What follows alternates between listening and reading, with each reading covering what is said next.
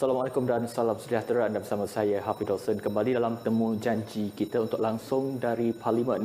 Hari ini masuki minggu ketiga mesyuarat pertama penggal kelima Parlimen ke-14. Anda bersama saya Hafid Olsen dan kalau kita boleh singkap kembali aturan urusan mesyuarat pada minggu lepas pada 10 Mac 2022. Ahli Parlimen Papar minta Perdana Menteri untuk menyatakan secara terperinci arahan pembayaran papasan berjumlah 62.59 bilion ringgit kepada waris Sultan Sulu yang diputuskan oleh Mahkamah Arbitrasi Paris, Perancis. Dan juga adakah kerajaan Malaysia melalui Pejabat Peguam Negara telah menghantar wakil atau melantik peguam di Perancis bagi tujuan berkenaan. Dan kalau kita melihat kepada aturan urusan mesyuarat pada hari ini, Isnin 14 Mac 2022, beberapa persoalan bagi sesi bagi jawab lisan. Antara yang pertama, Ahli Parlimen Machang meminta Menteri Perumahan dan Kerajaan Tempatan menyatakan tindakan kementerian ke atas isu rumah terbengkalai yang semakin meningkat serta apakah solusi pihak kementerian dalam menangani masalah rumah PPR yang terbengkalai dan inisiatif pihak kerajaan dan juga pihak kementerian dalam membela hak pembeli rumah PPR yang terbabit.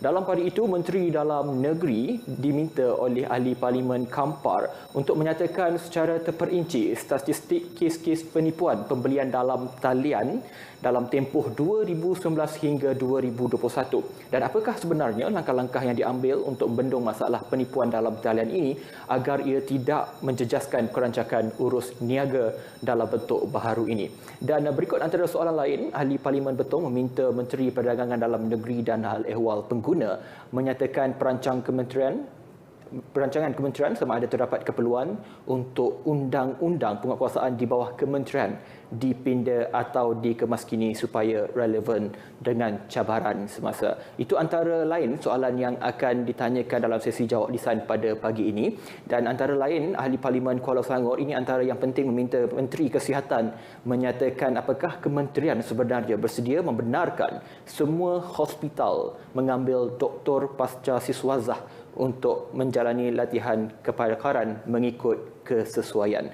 Dan antara yang penting untuk kita ketengahkan pada hari ini iaitu Menteri Pembangunan Usahawan dan Koperasi telah diminta oleh Ahli Parlimen Jerantut menyatakan apakah perancangan dan sasaran kementerian pada tahun ini iaitu tahun 2022 dalam mengiatkan pendaftaran koperasi karya masjid dan adakah kementerian menyediakan sebarang bentuk bantuan kepada koperasi karya masjid bagi membangunkan perniagaan koperasi ini. Terdapat banyak lagi persoalan yang akan dijawab pada hari ini untuk sesi jawab lisan dan kami ketengahkan kepada anda antara yang terpenting untuk kita ketengahkan untuk makluman anda semua. Dan hari ini adalah minggu ketiga mesyuarat pertama penggal kelima Parlimen ke-14. Kami langsung dari Parlimen untuk anda kami bawakan bagi melihat apakah perkembangan dan juga persoalan-persoalan bagi sesi jawab lisan pada pagi ini. Kita akan teruskan bawakan kepada anda dan yang paling penting anda boleh tonton kami di TV1 di saluran berita RTM dan juga anda boleh menonton kami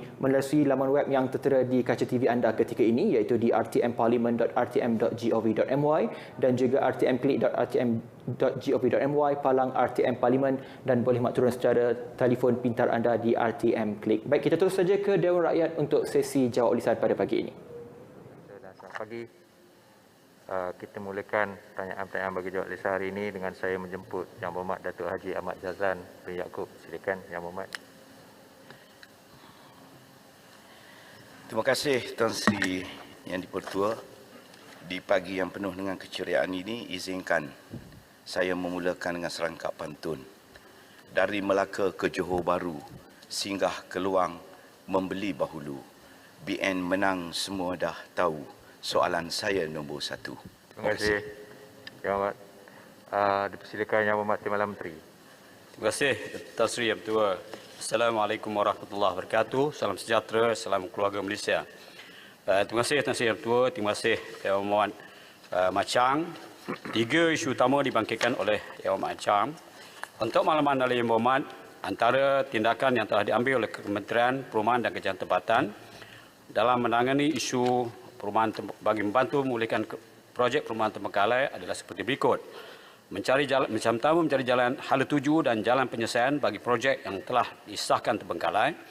Kedua, melaksanakan due diligence dengan mendapatkan maklumat kewangan, teknikal dan pembeli projek perumahan serta mengadakan lawatan tapak dan pemeriksaan di tapak. Mengadakan mesyuarat bersama pihak-pihak berkepentingan seperti pemaju asal, Jabatan Insolvensi Malaysia, pelikuidasi, pengurus dan penerima, pemaju, penyelamat, tuan tanah, pembeli, bank-bank pembiaya, pihak berkuasa negeri dan agensi-agensi teknikal untuk mendapatkan hala tuju pemulihan projek. Mengarahkan pemaju untuk mengemukakan laporan kemajuan pada setiap bulan bagi setiap projek yang sedang dipulihkan oleh pemaju sedia ada, pelikuidasi dan pemaju penyelamat. Yang kelima, mengenal pasti pemaju-pemaju yang berupaya dan berpengalaman untuk mengambil alih pemulihan. Yang keenam, melaksanakan pemulihan projek-projek perumahan swasta atau pengkalai terutama di kategori kos rendah dan sederhana rendah yang memenuhi kriteria yang telah ditetapkan oleh Kementerian Kewangan. Yang berikutnya, menubuhkan pasukan khas war room bagi menyelaras dan mencari penyelesaian bagi projek sakit dan terbengkalai. Bagi projek perumahan rakyat PPR yang dibangunkan oleh KPKT, tindakan diambil terhadap projek yang bermasalah adalah seperti berikut. Mengadakan mesyuarat jawatankuasa khas, Contract Coordination Panel PCP yang difungsikan oleh KSU Kementerian, melaksanakan pemantauan berkala. Yang ketiga, penyelesaian bersama PBN di samping penglibatan agensi pusat seperti ICU, Jabatan Perdana Menteri untuk isu-isu ini. Dan bagi rumah PPR pula yang untuk tiada timbul masalah rumah PPR yang terbengkalai. Kerana kerana kerajaan akan memastikan PPR ini, rumah PPR ini siap sepenuhnya sebelum diserahkan kepada pembeli atau kepada kerajaan negeri untuk pengisian. Di samping itu, kerajaan juga akan memastikan semua kemudahan di PPR siap untuk dinikmati oleh seluruh penduduk yang terdiri daripada golongan B40. Antara usul lain, Yang Hormat Tan Sri Yang Bertua, bagi kita membantu golongan B40 menduduki rumah PPR ialah yang pertama, memperkenalkan RTO Rent to Own untuk memudahkan urusan pemilikan, memberi subsidi dari segi bayaran pengurusan bulan PPR, memberi tempoh tanggungan kecacatan untuk tempoh 2 tahun bagi memastikan penghuni B40 menepati kehidupan yang selesa dan selamat. Dan yang keempat, memperkenalkan kemudahan internet di semua PPR baru untuk dinikmati oleh penghuni PPR di bawah B40. Terima kasih. Terima kasih. Silakan Yang Hormat. Terima kasih. Sekali lagi Tan Sri Yang Bertua, terima kasih atas jawapan Yang Berhormat Timbalan Menteri. Saya nak tanya Yang Berhormat Timbalan Menteri, di Machang ada PPR. Bilakah, saya nampak macam dah siap, bilakah ianya akan mula diduduki dan berapa banyakkah lagi ada kekosongan? Kalau terdapat kekosongan, apakah cara, kaedah dan langkah yang akan diambil oleh pihak kerajaan untuk memastikan rumah-rumah yang kosong tersebut dapat dipohon oleh rakyat ataupun masyarakat sekitar? Yang kedua, Datuk Yang Dipertua, soal isu rumah terbengkalai ini adalah satu isu yang sangat serius. Kita tengok ramai rakyat yang teraniaya, tertindas akibat rumah-rumah yang dibina ini tidak disiapkan, sedangkan dalam masa yang sama pembeli terpaksa membayar bulanan, rumah tak dapat duduk, rumah sewa yang dah ada terpaksa kena bayar. Di dalam tempoh pandemik ini ianya amat membebankan. Saya nak tanya pihak Yang Berhormat Timbalan Menteri, kerajaan, ya, apakah cadangan ada atau tidak untuk mengetatkan lagi syarat-syarat pembinaan terhadap rumah-rumah yang dibina ini, seperti meningkatkan cagaran ataupun suatu konsep melihatkan kepada keadaan yang terlalu serius ini, siap jual. Maknanya rumah dibina dulu syarat baru, siap baru jual. Kalau tak, sudah tentu akan berlaku perkara berulang. Terima kasih Datuk Tan Sri Yang Dipertua. Terima kasih. Silakan Yang Hormat. Terima kasih Tan Sri Yang Bertua, terima kasih Yang Hormat Machang di atas keprihatinan. Untuk Laman Yang Berhormat, di Machang ni, di Kelantan ni banyak projek-projek perumahan. Ya. Kita ada 16 projek perumahan, jumlah unit 1053, 976 pembeli. Dan dalam kes Machang ini kita ada 5 projek rumah di Machang ini. Di Kemuning 2, di Kemuning, Machang, Sri Bistari, Sri Jasa Machang dan juga di Sri Hawa Machang. Ini semua rumah-rumah di perumahan di Machang. Dan bagi projek PPR Machang, apa ni Amat Tan Sri Yang Pertua, kita telah siap melaksanakan projek di Machang pada 13 November 2019. Dalam hubungan ini pihak kementerian sedang dalam proses melaksanakan penjualan ke atas unit-unit rumah PPR ini melalui syarikat perumahan negara Berhad. Sebelum ini kita mencadangkan Yang Amat Machang kepada Kerajaan Negeri, tetapi Kerajaan Negeri tidak mampu untuk melaksanakan penjualan dan juga selepas penjualan ini ada tanggungjawab untuk penyelenggaraan dan sebagainya. Jadi di sini sejumlah berdasarkan semakan kementerian sebanyak 402 orang pemohon didapati layak untuk ditawarkan PPR sehingga 11 Mac 2022 sebanyak 130 orang pemohon telah luluskan pinjaman perumahan melalui sis kewangan bank, manakala bakinya selebihnya perlu melengkapkan dokumentasi penjualan serta proses berkaitan seperti yang ditetapkan. Jadi sekarang tindakan ini diambil alih oleh SPMB di bawah Kementerian Perumahan dan Kejahatan Tempatan sendiri bagi memastikan supaya rumah ini dapat kita serahkan kepada pembeli-pembeli. Tan Sri Yang Pertua, sebenarnya kita telah menubuhkan war room di Kementerian Perumahan dan Kejahatan Tempatan untuk kita memastikan supaya tindakan yang lebih agresif dapat kita ambil bagi sebagaimana yang disebutkan oleh Yang Amat Machang tadi, supaya kita dapat meringankan beban yang dihadapi oleh pembeli. Termasuklah seperti mana yang saya sebutkan tadi bagi tempoh tanggungan kecacatan untuk tempoh 2 tahun bagi memastikan penghuni BP40 menikmati kehidupan yang lebih selesa dan sebagainya. Dan kita memberikan syarat yang ketat juga kepada pengusaha atau syarikat perumahan ini supaya lesen yang akan kita keluarkan hanya akan berasaskan kemampuan yang ada pada pemaju-pemaju perumahan. Kita tidak semudah sewenang-wenang mengeluarkan lesen bagi membolehkan pemaju-pemaju melaksanakan projek perumahan ini. Sebaliknya mereka gagal dan akan menimbulkan kesan yang tidak baik kepada pembeli rumah. Termasuklah seperti mana yang Muhammad sebutkan tadi. Sehingga terima kasih Yang Amat Machang. InsyaAllah saya akan ambil sedikit beberapa poin yang dapat saya jawab dan kita akan bawa kepada Kementerian Perumahan dan Kejahatan. Terima kasih. Terima kasih Yang Berhormat Timbalan Menteri. Yang Berhormat Bukit Bintang, silakan. Terima kasih Tan Sri untuk soalan tambahan. Saya setuju dengan Yang Berhormat Machang, kawan baik saya. Saya ingin tanya Timbalan Menteri, sejauh dalam kes di wilayah Persekutuan Kuala Lumpur ini, sejauh mana berlalu kes perumahan terbengkalai dan berapa yang berjaya dibilik, berapa yang tidak dapat dibilik. Dan apakah cadangan kerajaan untuk laksanakan, menyelesaikan bagi membela pembeli yang terjeranai dan apakah adakah kementerian akan melaksanakan bill first jual later, salah satu cadangan yang boleh mengelakkan pembeli yang dianai oleh pemaju. Terima kasih. Terima kasih. Silakan Yang Berhormat. Terima kasih Yang Amat Tan Sri Yang Pertua. Terima kasih Yang Amat Bukit Bintang. Sebenarnya Tan Sri, kita ada maklumat, cuma saya terpaksa merujuk pada yang lebih tepat. Umpamanya kalau di wilayah Persekutuan Kuala Lumpur, kita ada wilayah Persekutuan Labuan. Jadi saya ingat Yang Amat boleh tak saya berikan jawapan bertulis kepada Yang Amat, kerana on the spot dia agak saya membelik maklumat-maklumat yang ada pada saya, bagi membolehkan saya memberikan maklumat yang tepat kepada Yang Amat. Dan memang seperti mana juga tindakan yang kita ambil kepada perumahan-perumahan di negeri-negeri lain. Saya ingat kita standard, tidak kira di wilayah ataupun di negeri-negeri lain. Kerana dalam konteks perumahan ini kita ada 15 agensi yang melaksanakan projek perumahan, bukan saja rakyat dan juga di kawasan-kawasan termasuklah SPMB, Prima dan sebagainya. InsyaAllah Mak, saya akan berikan maklumat. Jawapan bertulis saya minta satu kopi juga. Ketua Speaker, untuk baling sikit je isu terbengkalai ni, sikit je, setengah minit. Yang Berhormat Tuan Su Kiong Siong, silakan.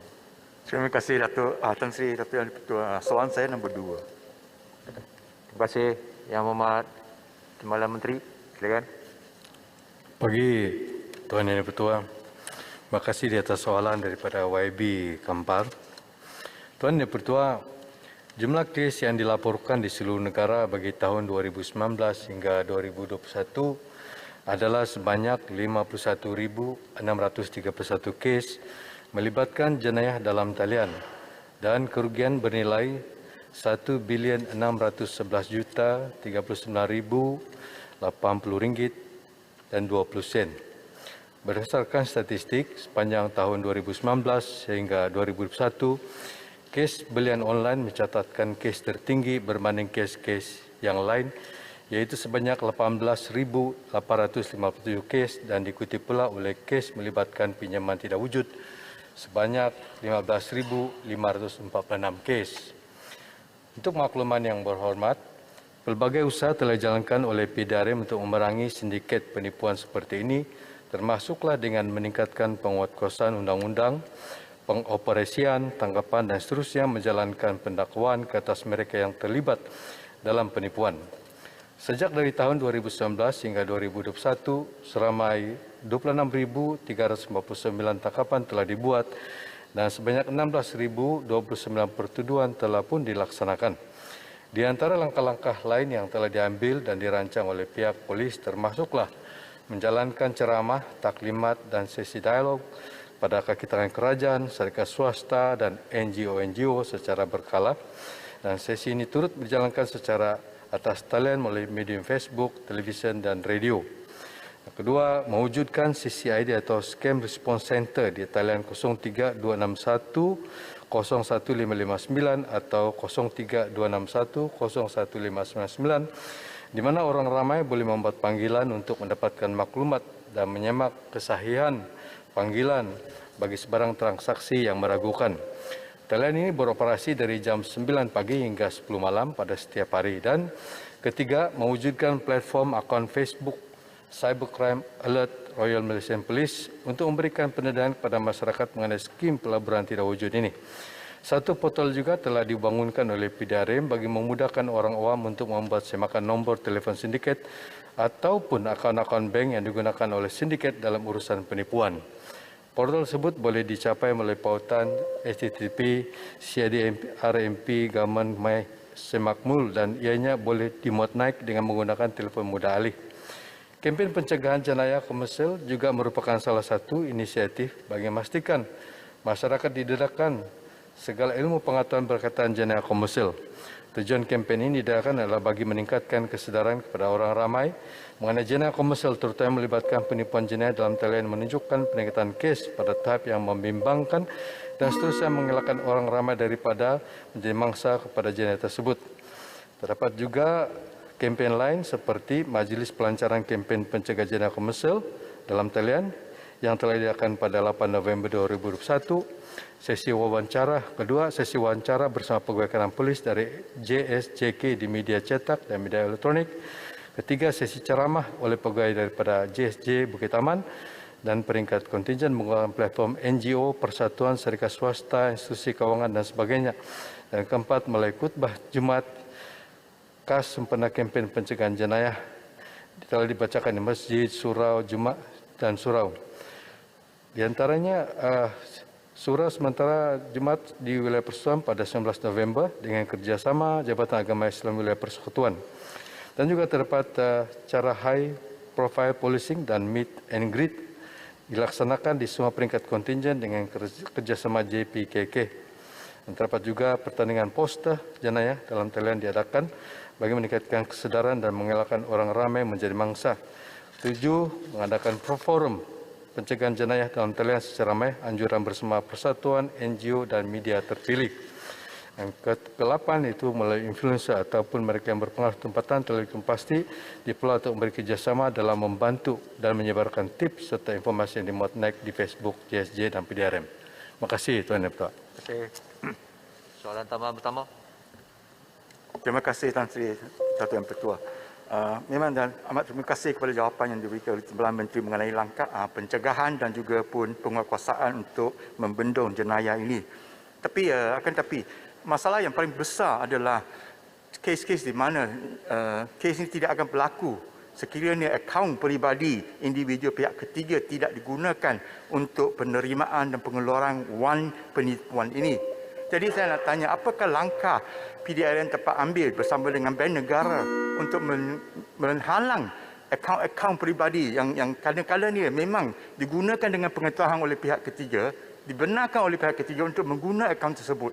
Jadi ini masalah kita perlu atasi untuk membendung kemasukan dan pengeluaran wang penipuan ini. Adakah PDRM dapat memberi apa-apa atau bank negara memberi apa-apa langkah, mengambil apa-apa langkah untuk membendung cara ini? Terima kasih. Terima kasih Tuan Yang Bertuah. Sebenarnya akaun-akaun yang sudah dikenal pasti digunakan untuk tujuan penipuan online ini memang pihak polis sedang bekerjasama dengan semua pihak yang terlibat. Bagaimanapun untuk mencegah seterusnya perkara ini daripada terus berlaku, kita dapati bahawa perkara ini kadang menghadapi kesukaran kerana orangnya tiap kali bertukar, bertambah, nombor akaun yang berlainan, orang yang berlainan. Jadi dia bukan hanya stagnan kepada satu akaun saja. Jadi menyebabkan kesukaran itu timbul. Walau bagaimanapun jika kita pihak PDRM mendapat maklumat tentang akaun-akaun yang digunakan, pihak PDRM sentiasa akan terus bekerjasama dengan pihak bank negara dan pihak-pihak yang lain yang terlibat agar perkara ini dapat dibendung dengan sempurna. Terima kasih Tuan Dato'. Ya, terima kasih. Soalan tambahan kedua sebelah sini, Yang Hormat. Maaf, ya, tempat. Terima kasih Tan Sri Yang Dipertua. Soalan saya berkaitan dengan Akta Perlindungan Pengguna 1995 yang mana telah dibuat pindaan pada 2007 yang melibatkan urus niaga perdagangan secara elektronik. Soalan saya, adakah akta ini memadai untuk waktu ini bagi mengatasi kes penipuan atas talian yang semakin meningkat atau perlu kepada pindaan baru? Terima kasih. Silakan. Kerana dengan pandangan daripada YB Tumpat berkaitan dengan Akta Perlindungan Pengguna 2007, pihak kita akan mengkaji sama ada keperluan baru untuk menambah baik akta ini supaya dapat menempuhi berbagai jenis jenayah yang terbaru yang berlaku di dalam negara ini. Cadangan pandangan daripada YB Tempat itu kita akan ambil kira. Terima kasih Tuan Petak. Terima kasih. Ya, Mek. Ringkas ya. Tan Sri Yang Dipertua, soal penipuan melalui talian ini memang semakin serius. Apakah Kementerian bersetuju pendidikan itu lebih penting kepada rakyat? Misalnya saya sendiri, anggota polis telefon, dia nak balik rumah ke kematian ibu, dia perlu wang dengan segera. Saya pun dah nak bank in dah. Tiba-tiba saya teringat, saya tanya dulu OCPD di tempat dia sebut. Saya tanya OCPD, dia kata anggota itu tak ada dalam senarai di kawasannya. Artinya penipuan ini begitu ketara sekali dan banyak orang terkena termasuk para peguam yang juga membayar duit bila kecemasan sebegitu rupa. Apakah pihak kerajaan ada cara untuk mendidik rakyat menghadapi masalah penipuan dalam talian ini yang begitu menjadi-jadi, sama ada penipuan untuk dapatkan wang atau jenayah keuangan dan sebagainya? Minta penjelasan. Terima kasih. Silakan. Terima kasih atas soalan daripada YB Kota Raja. Sebenarnya pihak polis, pihak PDRM membuat engagement dengan semua pihak, memberikan kesedaran termasuklah ianya melibatkan daripada NGO ataupun pergi kepada di pihak perkampungan di mana JPKK juga terlibat juga Sabah dan di Semenanjung juga di peringkat kampung juga.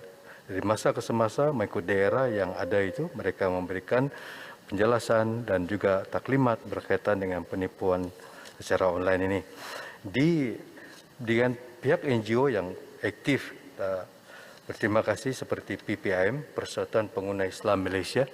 Mereka juga sangat aktif terlibat dalam memberikan taklimat-taklimat dan bekerjasama dengan pihak PDRM, juga Persatuan Pengguna dan Penjual Komputer termasuk Chinese Chamber of Commerce yang mana mereka juga turut terlibat di dalam memberikan forum pencegahan jenayah secara atas talian ini. Terima kasih Tuan Yang Bertuah. Terima kasih. Soalan seterusnya Yang Berhormat Datuk Robert Lawson Chuat. Silakan. Terima kasih Tan Sri Yang di-Pertua. Soalan betong nombor 3. Terima kasih. Silakan Yang Berhormat Menteri. Terima kasih Tan Sri Yang di-Pertua untuk menjawab soalan nombor 3. Yang Berhormat, betul. Kementerian sentiasa merancang dan menjalankan kajian serta menyemak semula undang-undang yang dikuatkuasakan bagi memastikan ianya sentiasa relevan dengan perkembangan dan isu semasa. Usaha ini dapat dibuktikan dengan pelbagai pindaan serta penggubalan akta subsidiari di bawah akta-akta yang dikuatkuasakan oleh Kementerian Perdagangan Dalam Negeri dan Haluan Pengguna. Ini seperti mana yang berikut. Satu, Rang Undang-Undang Kawalan Bekalan Pindaan 2021. Rang undang-undang ini akan dibentangkan di dalam Dewan pada sesi mesyuarat kali ini.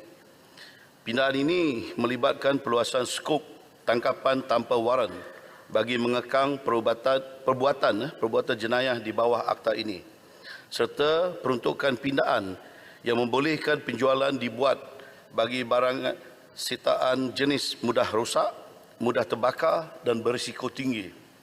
Selain itu, pindaan ini juga menyentuh berhubung pengambilan sampel bagi memudahkan pembuktian pendakwaan di mahkamah. Dan yang kedua, Akta Jualan Langsung dan Skim Anti-Piramid 1993, Akta 500. Pindaan ini bertujuan untuk memperluaskan skop jualan langsung dalam usaha untuk menggalakkan amalan perniagaan berunsurkan jualan langsung yang baik di Malaysia. Dalam perkembangan yang sama, untuk makluman Yang Berhormat Betul, Kementerian sentiasa komited untuk melaksanakan kajian untuk meneliti kesesuaian untuk meminda peraturan-peraturan yang sedang berkuasa untuk ditambah baik selaras dengan persekitaran perniagaan yang dinamik serta merancangkan sektor perdagangan dalam negeri dan kepenggunaan ke arah yang lebih progresif. Peraturan-peraturan yang sedang dalam semakan dan diperhalusi untuk dipinda bagi kepentingan industri dan pengguna. Antaranya merangkumi peraturan perlindungan pengguna, urus niaga perdagangan elektronik, peraturan sewa beli dan peraturan kawalan harga dan anti penjatutan dan banyak lagi yang dalam perancangan Kabinet NHP ini. Sekian, terima kasih. Terima kasih. Pertama. Terima kasih Tan Sri Yang di-Pertua dan terima kasih Yang Berhormat Menteri. Yang Berhormat Menteri ada menyebutkan tadi berkenaan RUU Kawalan Bekalan Pindaan 2021 yang akan dibentangkan dalam mesyuarat ini. Dan saya berpandangan bahawa RUU ini sangat bertepatan dengan senario semasa isu bekalan dan harga keperluan asas yang sering dibangkitkan ketika ini. Saya ingin memohon penjelasan Yang Berhormat Menteri. Apakah peruntukan-peruntukan yang ditambah baik di dalam RUU Kawalan Bekalan ini dan bagaimana RUU ini bakal memberi impak dalam memastikan keberadaan barang keperluan asas di pasaran? Terima kasih. Silakan Yang Berhormat Menteri. Yang Berhormat Betul. Akta Kawalan Bekalan 1961 atau Akta 122 merupakan suatu akta untuk mengawal selia perdagangan barangan kawalan dengan memastikan keberadaan. Dalam erti kata lain, ianya memudahkan didapati dan mencukupi untuk keperluan pasaran. Jadi availability. Jadi apabila suatu barang keperluan asas diisytiharkan sebagai barang kawalan, jadi kementerian boleh mengawal selia rantaian pengedaran serta mengambil tindakan penguatkuasaan ke atas jenayah membabitkan penyelewengan barang-barang kawalan itu. Jadi RUU Bekalan Pindaan 2021 ini merangkumi satu seksyen yang dipinda dan tiga seksyen baharu yang akan dimasukkan, iaitu pindaan seksyen 10 bagi memperluaskan kuasa tangkapan kepada pegawai bekalan untuk menangkap tanpa waran ke atas orang yang dipercayai dengan munasabah telah melakukan atau cuba untuk melakukan kesalahan di bawah akta ini. Pengenalan Seksyen 12A nanti bertujuan untuk memberi pegawai bekalan kuasa untuk menjual barang kawalan yang disita yang sifatnya mudah rosak dan mudah terbakar atau melibatkan penjagaan yang berkos tinggi. Dan pengenalan Seksyen 12B iaitu bagi mengecualikan tuntutan terhadap kerajaan oleh mana-mana pihak berkenaan dengan barang-barang yang disita itu. Melainkan jika penyitaan itu dibuat tanpa sebab yang munasabah. Dan keempat, pengenalan Seksyen 25A. Seksyen 25A bertujuan untuk mengadakan peruntukan mengenai pensampelan dalam menjalankan pemeriksaan dan penganalisaan ke atas barang kawalan yang disita. Jadi semua penambahbaikan akta ini membolehkan sesiatan dan pendakwaan kes-kes membabit penyelewengan barang kawalan dapat dilakukan dengan lebih efektif.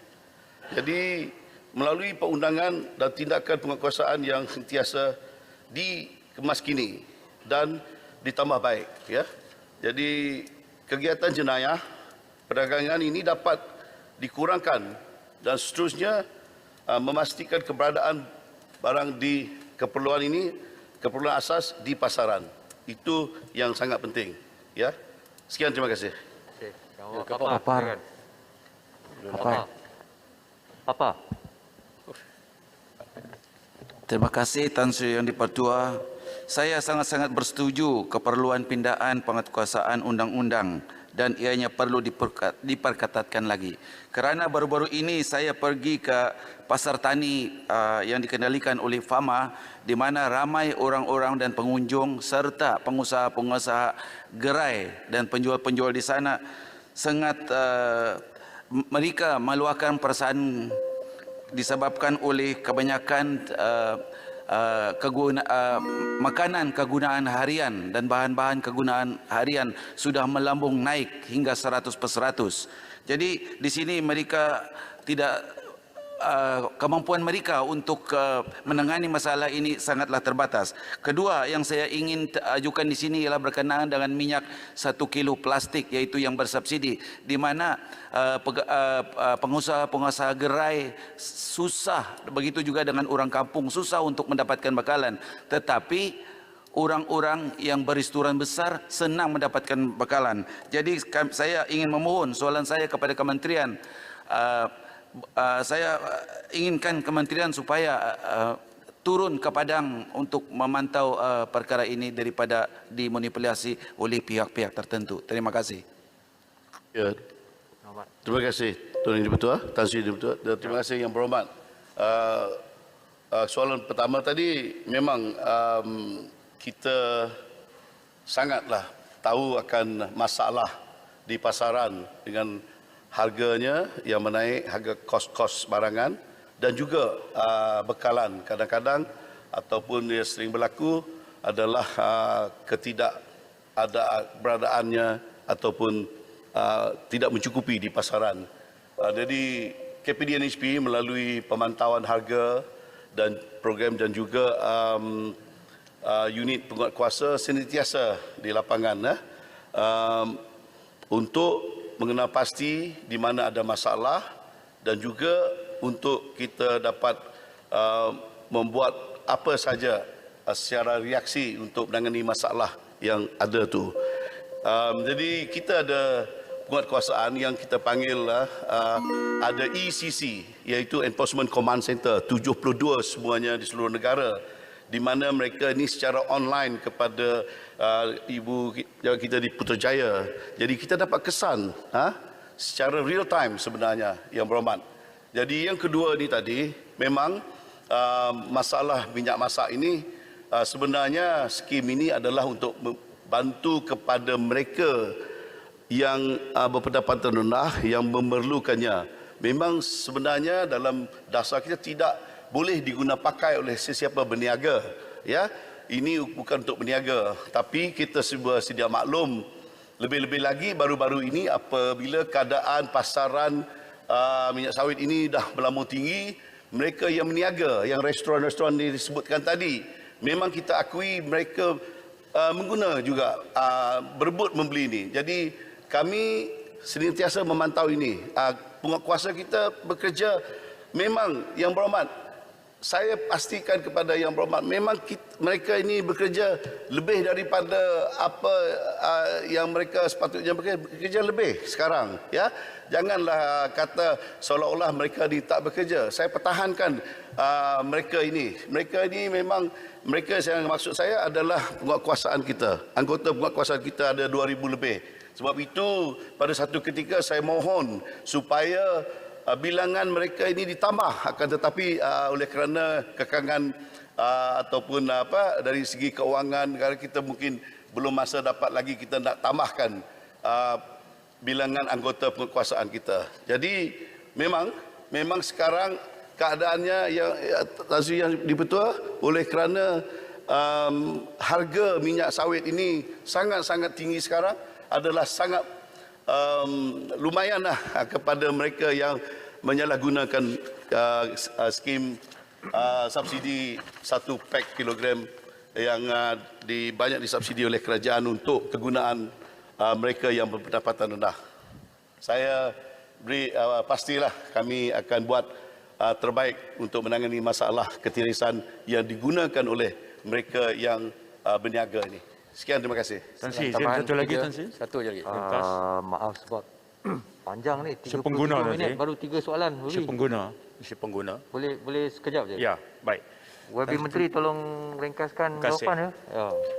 Saya terus saja kepada soalan tambahan ya. Yang Berhormat Menteri, terima kasih.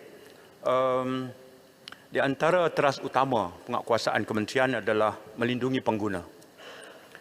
Dan satu trend yang membimbangkan sekarang adalah penipuan pembelian atas talian. Penyedia perkhidmatan yang paling popular ialah Lazada dan Shopee. Undang-undang sedia ada, Tan Sri, tidak membolehkan kementerian untuk meletakkan syarat kepada penyedia perkhidmatan ini bagi memastikan misalnya barang yang nak dipasarkan menggunakan platform mereka mesti asli.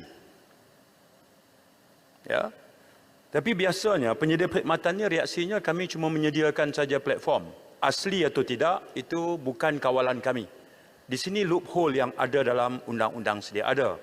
Saya syorkan kepada Yang Berhormat Menteri, zaman berubah, cabaran berubah, kreativiti manusia pun berubah.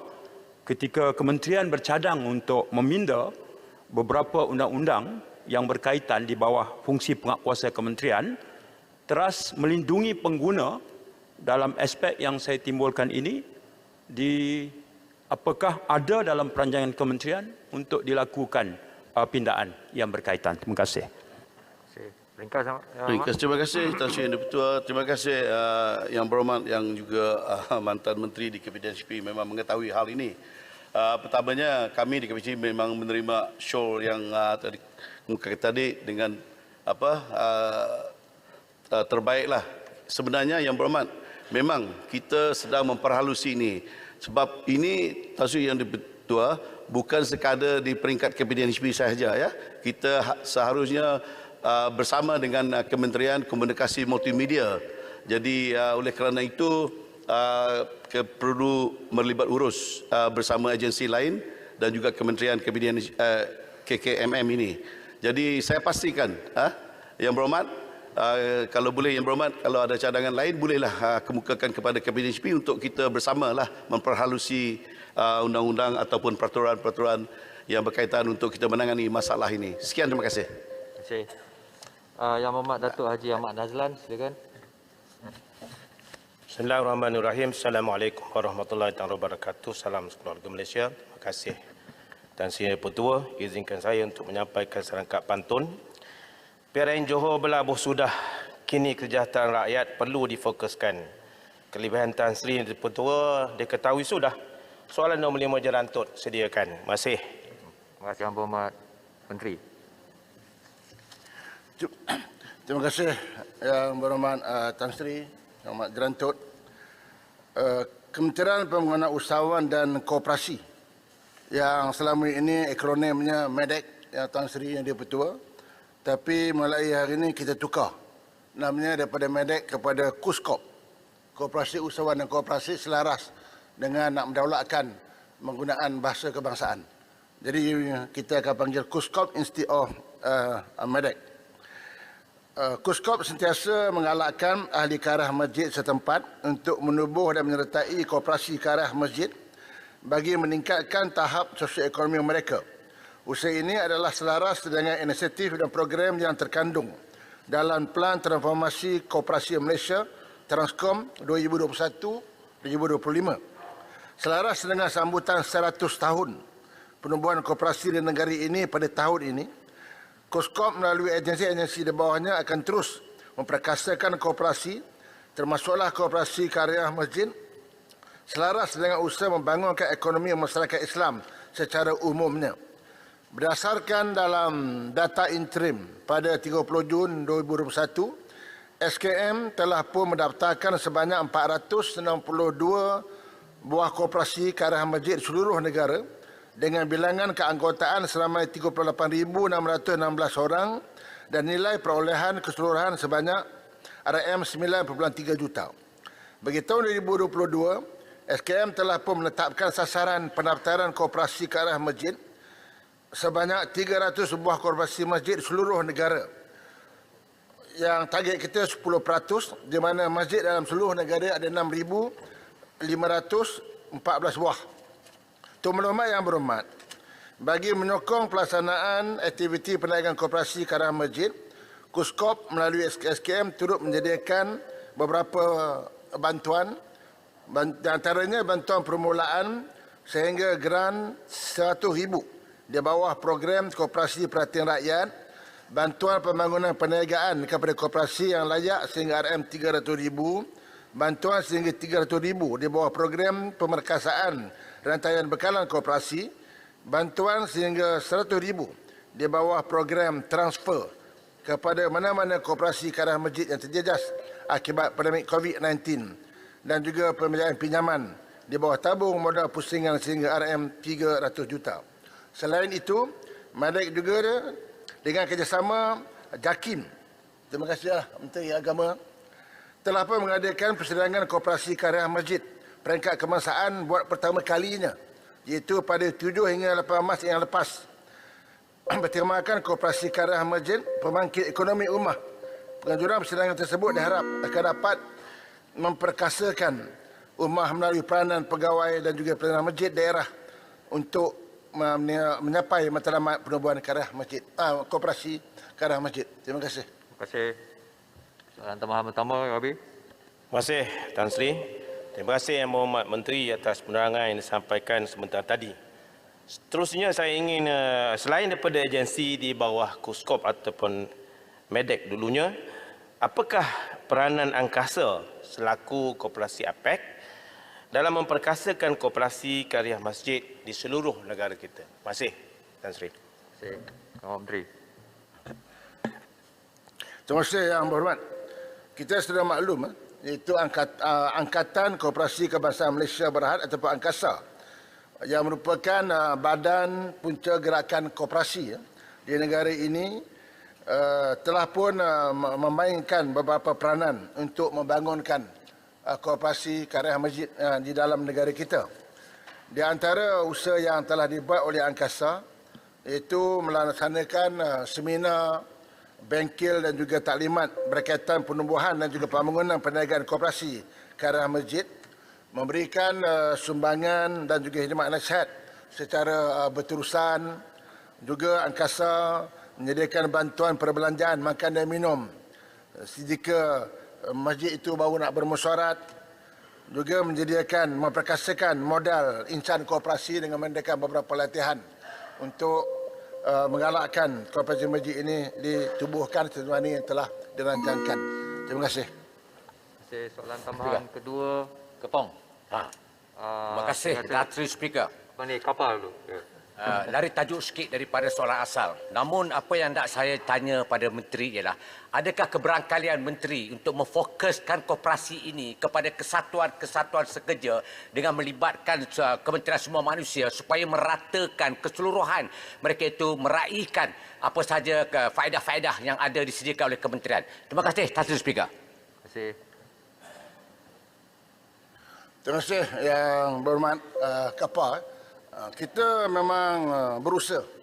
Sekarang ini Kementerian sedang berusaha untuk kita nak mempertingkatkan peranan koperasi. Sebenarnya yang saya nyatakan, koperasi kita dah 100 tahun dah, bulan 7 ni. Satu kurun.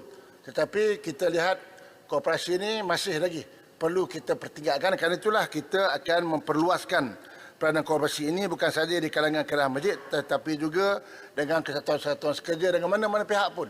Jika ingin menubuhkan koperasi memang kita galakkan. Sebab itulah kita lihat bahawa penubuhan koperasi ini kita permudahkan. Daripada ahli 50 orang jadikan hanya 20 orang. Dan kita juga akan memainkan peranan supaya koperasi ini satu hari nanti akan standing dengan dengan industri swasta yang lain. Bukan hanya koperasi untuk golongan-golongan tertentu saja. Jadi kita memang terima kasih kepada Perdana Yang Berhormat untuk membantu mengembangkan koperasi selaras 100 tahun koperasi pada tahun ini. Terima kasih. Kepung, silakan. Saya Tan Sri. Apakah koperasi prihatin rakyat seperti ini yang sedia ada bagi kaum minoriti seperti kaum minoriti di Sabah dan Sarawak? Terima kasih. Terima kasih.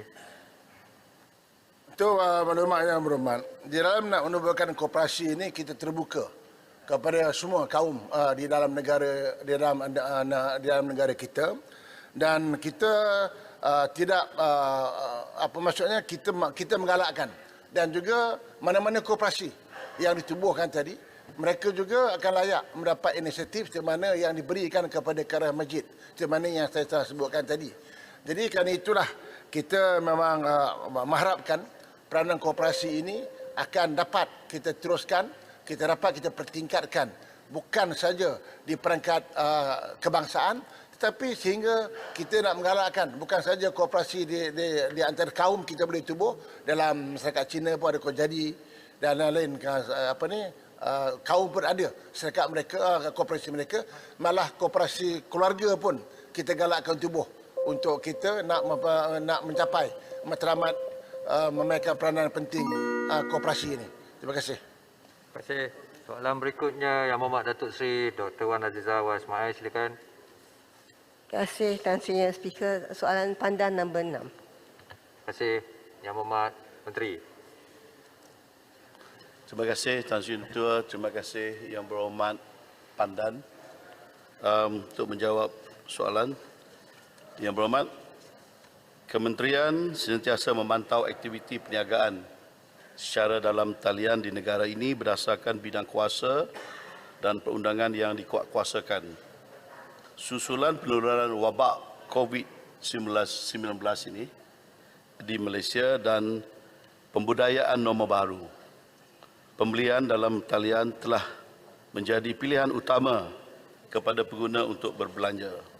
Dan berdasarkan statistik Kementerian, sejumlah 24,011 aduan telah diterima dari tahun 2020 hingga 17 Februari 2022 ini, di mana kerugian sebanyak 21.7 juta ringgit telah direkodkan bagi penipuan secara dalam talian dan media elektronik.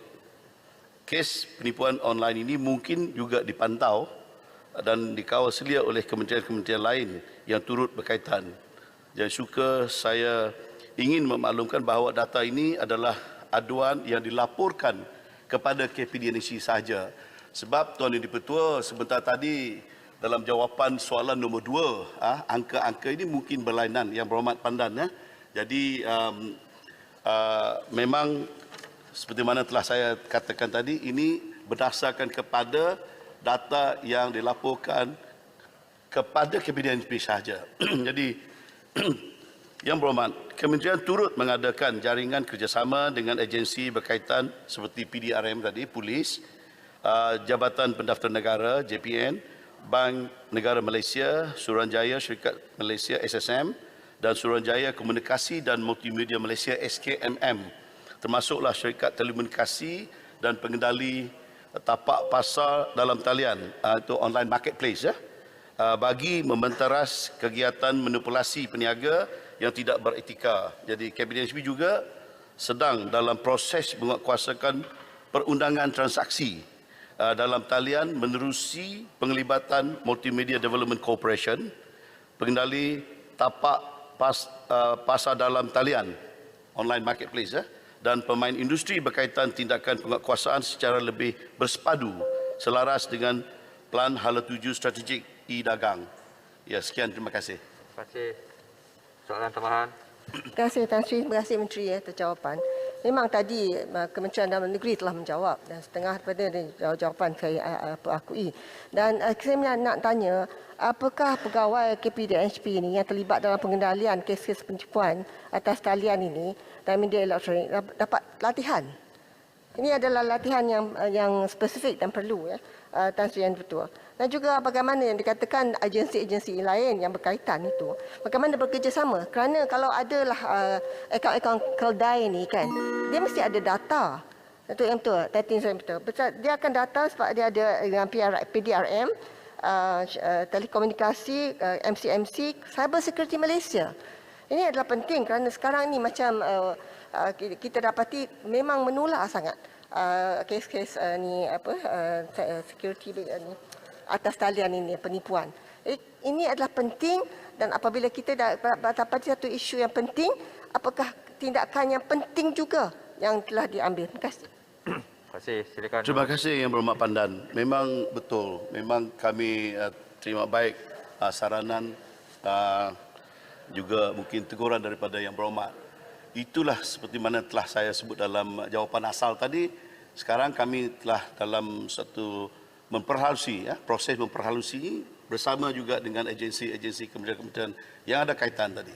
Sebab memang betul sekarang lebih-lebih lagi dalam keadaan sekarang, environment perniagaan sekarang memang banyak memerlukan online marketplace dan menggunakan e-dagang ini. Jadi kita semestilah in step with time, kata orang dalam masa ini. Jadi saya terima baik dan saya memang amat menghargai apabila saran daripada pertanyaan daripada Yang Berhormat tadi tentang apa kemampuan, apa kelayakan penguatkuasa kita. Sebab itu selama ini saya memang merayu kepada kerajaan supaya KPDNHP diberi keundangan yang lebih untuk kita memberi lebih empowerment dan juga mendapat kelayakan mereka yang setara dengan keadaan sekarang. Sebab ini berkaitan dengan teknologi, berkaitan dengan internet dan sebagainya. Bukan mudah, ya. Jadi saya akui, saya melihat di KPDNHP sekarang mungkin kita belum sampai ke tahap yang terbaik. Sebab itu saya sendiri sebagai menteri sedang berusaha nak meyakinkan Kementerian mungkin Kewangan untuk memberi lebih peruntukan supaya penguatkuasaan kita ini bolehlah kita beri kepada anggota-anggotanya mengikuti kursus-kursus dan sebagainya supaya mereka ini betul-betul world standard. Terima kasih Yang Berhormat. Kalau ada dalam bahasan nanti sokonglah dalam program ini KPDNHP. Terima kasih. Terima kasih Yang Berhormat Jempol. Ya, terima kasih Tan Sri.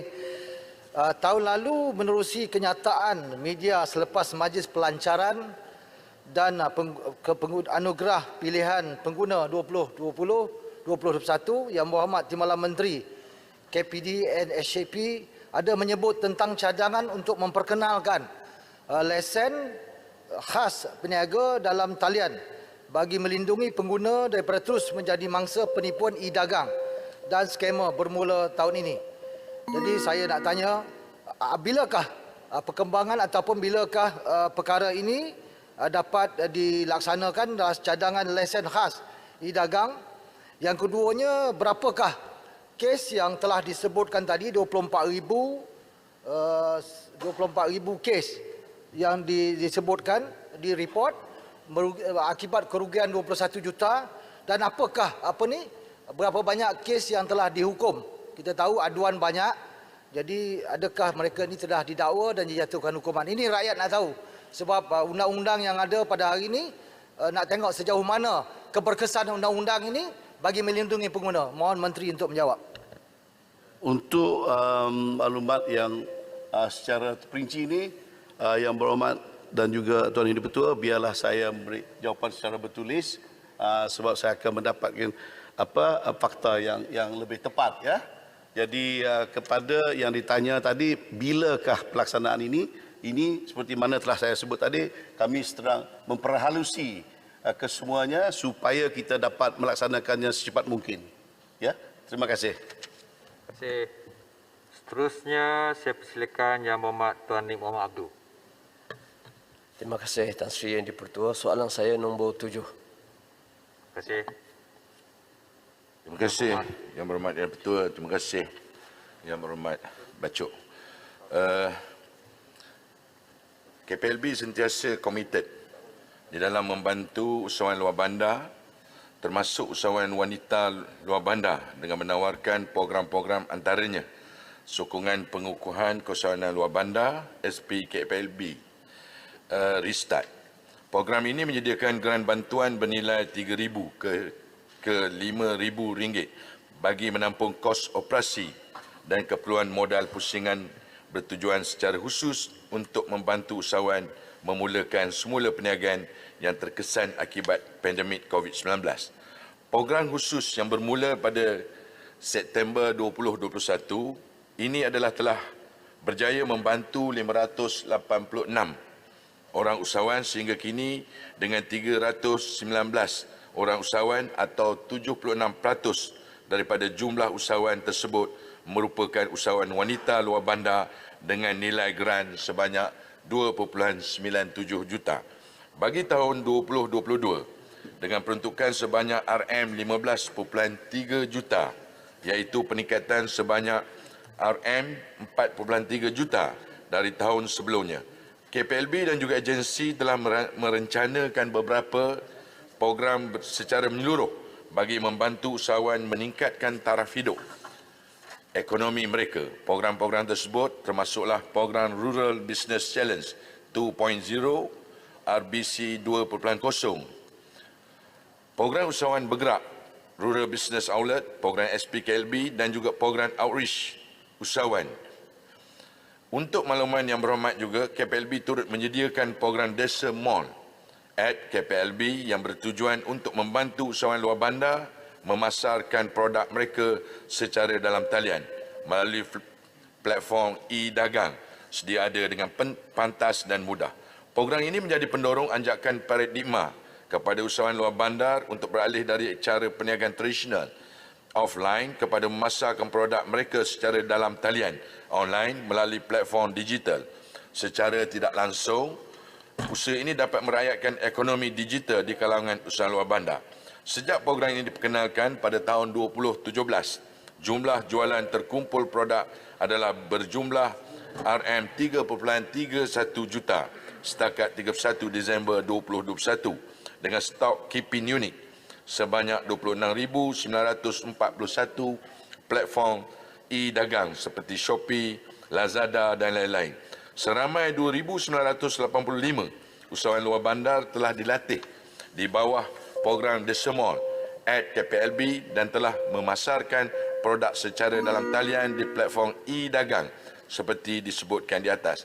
Daripada jumlah usahawan tersebut, seramai 2,404 atau bersamaan 80.5% usahawan wanita luar bandar telah mendapat manfaat daripada program tersebut. Terima kasih Yang Berhormat Tan Sri Yang Di-Pertua. Yang Berhormat, silakan. Terima kasih Tan Sri Yang Di-Pertua dan terima kasih Yang Berhormat Menteri di atas jawapan yang diberikan. Kita mengucapkan terima kasih di atas usaha-usaha kementerian di dalam memastikan usahawan wanita kita terus diberi bantuan dan perhatian yang lebih khusus, terutama sekali berhadapan dengan kesukaran iklim perniagaan semasa.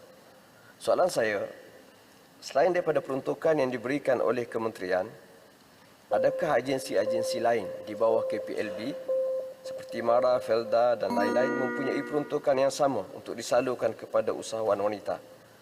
Jika ada pada tahun 2021 dan 2022, sejauh manakah keberkesanan bantuan dan dana ini? Dengan izin, selain daripada bantuan keuangan dan platform perniagaan, adakah kerajaan mempunyai perancangan bagi memberi latihan ataupun upskilling bagi melahirkan lebih ramai usahawan wanita luar bandar? Terima kasih. Ahmad, silakan. Terima kasih Tan Sri Yang di-Pertua. Kita mempunyai berbagai-bagai agensi di dalam KPLB. Dan daripada agensi tersebut, kita mempunyai seperti MARA. Umpamanya menawarkan kemudahan pembiayaan khusus untuk usahawan wanita, iaitu skim pembiayaan perniagaan khas wanita dan Anita yang bertujuan untuk tidak lain tidak bukan meningkatkan penyertaan usahawan wanita di dalam aktiviti keusahawanan. Dan peningkatan juga ini merupakan untuk pendapatan isi rumah. Pada tahun 2021, umpamanya, seramai 265 usahawan telah dibantu oleh MARA melalui skim ini dengan jumlah pembayaran sebanyak RM9.997 juta. Manakala bagi tahun 2022, seramai 146 usahawan telah diluluskan pembiayaan melalui jumlah RM5.936 juta setakat Februari 2022. Yang berhormat Tan Sri Yang-di-Pertua, sebenarnya masih banyak agensi kita yang membantu. Seperti Kemas, Risda, di bawah wilayah-wilayah, ke Johor, ke Tengah, ke Sedar. Tetapi oleh kerana masa, kita akan lontarkan kepada Yang berhormat melalui jawapan. Terima kasih Tan Sri Yang-di-Pertua. Terima kasih. Dulu Langat. Yang mau Dulu Langat, silakan. Padang Serai bangun dulu, Tan Sri. Terima kasih, Speaker. Saya merujuk kepada jawapan yang telah diberikan oleh Yang Berhormat Menteri tadi. Cuma barangkali saya tidak mendengar perkataan program Usanita. Adakah yang dimaksudkan data-data yang diberikan tadi berkaitan dengan program Usanita? Sebab kalau kita lihat program ini telah dilancarkan sekurang-kurangnya 4 bulan telah dilaksanakan. Soalan saya, apakah outcome dan output yang dengan izin yang telah tercapai, sebab kita tidak mahu hanya melaksanakan dan membelanjakan duit, tetapi kualiti wanita yang terlibat dalam dunia perniagaan luar bandar ini tidak begitu berkesan. Terima kasih. Silakan. Terima kasih Tan Sri Yang-di-Pertua. Sebenarnya itu yang saya nyatakan tadi, seperti yang dipersoalkan oleh Yang Berhormat Asal daripada Bacok, program-program ini sebenarnya banyak kita laksanakan dan kejayaannya telah terbukti, seperti lawatan-lawatan saya sendiri ke Kelantan umpamanya, lawatan-lawatan ke Johor. Sebab itu kita melalui yang saya nyatakan, mungkin boleh saya sambungkan jawapan daripada Bacok sebentar tadi. Melalui Kemas saja kita telah melaksanakan banyak program, iaitu dinamakan Quick Win. Dan program ini khusus untuk usahawan wanita sebenarnya. Dan kejayaannya boleh dikatakan dengan perbelanjaan yang tidak begitu besar. Yang saya nyatakan, yang tidak mencecah sehingga RM 10 juta umpamanya 3 lebih saja. Tetapi kejayaannya telah menghasilkan lebih daripada yang kita belanjakan. Sebab yang saya nyatakan, kita membantu adalah untuk penambahan kepada peruntukan-peruntukan kepada mereka untuk membantu mereka melebarkan lagi perniagaan-perniagaan yang mereka laksanakan. Terima kasih Tan Sri Yang-di-Pertua. Soalan tambahan. Mohon Tan Sri satu lagi. Ya, Padang Serai. Terima kasih Tan Sri Yang-di-Pertua. Soalan tambahan saya, bolehkah kementerian menyatakan nisbah usahawan wanita berbanding usahawan lelaki bagi luar bandar, dan kebanyakan usahawan wanita luar bandar ini fokus dalam sektor apa? Boleh, kalau tak dapat jawab, boleh buat cara bertulis bagi jawapan pada saya. Terima kasih Timbalan Menteri. Terima kasih Tan Sri Yang-di-Pertua. Terima kasih Tan Sri Yang-di-Pertua. Untuk menyatakan nisbah antara lelaki dan wanita, sudah pasti saya tidak dapat menjawab soalan tersebut. izinkan saya menjawab soalan ini secara bertulis. Terima kasih. Yang Berhormat Tuan M. Kulasigaran, silakan. Terima kasih Tan Sri. Saya kemukakan soalan yang ke-8. Terima kasih. Yang Berhormat Menteri. Terima kasih Tuan Yang di-Pertua. Saya mohon keizinan Tuan Yang di-Pertua untuk menjawab secara bersekali soalan nombor 8 daripada Yang Berhormat Ipoh Barat, soalan nombor 17 daripada Yang Berhormat Besut, soalan nombor 75 daripada Yang Berhormat Muar bertarikh 14 Mac 2022 dan soalan nombor 48 Yang Berhormat Setiu bertarikh 17 Mac 2022 iaitu mengenai pelaksanaan gaji minimum. Tuan Yang di-Pertua, kerajaan mengambil maklum permintaan beberapa pihak untuk menyegerakan pelaksanaan gaji minimum baru kepada kadar yang lebih tinggi berikutan keadaan ekonomi semasa dan kos sara hidup yang semakin meningkat. Namun begitu, kadar gaji minimum yang baru hanya akan dilaksanakan dengan melihat keperluan sebenar rakyat dan kemampuan majikan. Keluaran dalam negara kasa, Malaysia mencatatkan peningkatan sebanyak 3.6% pada suku keempat tahun 2021. Peningkatan ini dapat dicapai dengan bantuan kewangan kerajaan kepada pihak majikan bagi meneruskan operasi perniagaan serta mengekalkan pekerja. Berdasarkan unjuran dalam dokumen Belanjawan 2022, prestasi ekonomi dijangka akan berkembang pada kadar 5.5% hingga 6.5% pada tahun 2022. Dalam hal ini, kerajaan mencadangkan melaksanakan kadar gaji minimum baru dalam masa terdekat dan bukan pada penghujung tahun 2022. Memandangkan situasi ekonomi negara pada masa ini dilihat bertambah baik dan kebanyakan perniagaan dilihat berkembang serta menunjukkan tren pemulihan. Berhubung dengan pertanyaan Yang Berhormat Muar tentang peningkatan kadar gaji minimum kepada 1,600 sebulan, kerajaan menegaskan bahawa peningkatan kadar gaji minimum sewajarnya dilaksanakan secara berperingkat. Ini bagi menjamin kelangsungan operasi syarikat dan memastikan pekerjaan-pekerja dapat dikekalkan. Peningkatan kadar gaji minimum memang terlalu tinggi dan drastik boleh menjejaskan daya saing negara, menyebabkan pasaran buruh. Negara akan berdepan dengan cabaran dan untuk mencipta pekerjaan baru yang berkualiti dan berkemahiran tinggi. Terima kasih Tuan Yang di-Pertua. Terima kasih. Yang Berhormat Tuan bertambah. Terima kasih Tan Sri. Tan Sri, sebenarnya Pakatan Harapan dalam aku janji kita kata kita naikkan gaji setiap tahun 100. Jadi ini tak berapa drastik. Tetapi kita dengar suara sekarang dari Menteri, dari Pagoh, Perdana Menteri sebelum ini, Perdana Menteri sekarang pun mengatakan gaji yang berpatutan adalah 1,500. Jadi soalan saya adalah mengikut Akta National Wages Consultative Council Section 25 khususnya, di mana semakan perlu dibuat dalam tempoh 2 tahun dari tarikh gaji minimal yang direview sebelum itu. Dan tahun 2020 Januari kita mereview semakan ini. Kenapa hingga sekarang belum membuat sedemikian? Adakah ini kerajaan tidak sedar bahawa kos sara hidup sudah naik terlampau banyak, tinggi, hingga ramai di antara pekerja menghadapi masalah yang rumit? Adakah kerajaan tidak ada political will untuk mengatasi masalah yang senang sahaja? Janganlah kita ingat pada masa pilihan raya saja kita memberi keutamaan kepada B40. Sebenarnya ramai di antara rakyat Malaysia, Dato' Tan Sri Yang tidak ingin bekerja sekarang kerana gaji minimumnya terlampau kurang. Kalau negara-negara lain seperti UK, Kanada dan sebagainya boleh menaikkan gaji minimum pada masa pandemik, apakah alasan dan sebab kerajaan sekarang tidak mempedulikan orang miskin, orang biasa, orang yang susah, walhal gaji-gaji menteri ini steady selalunya? Terima kasih. Terima kasih. Terima kasih Tuan Yang di-Pertua. Pilihan raya negeri dah tamat. Keputusan pun dah tahu. Tak payahlah cermat politik. Nak minta saya jawab secara rasional, saya boleh jawab. Kerajaan dari segi dasar telah bersetuju untuk menaikkan gaji minimum untuk 1,500. Tiada masalah.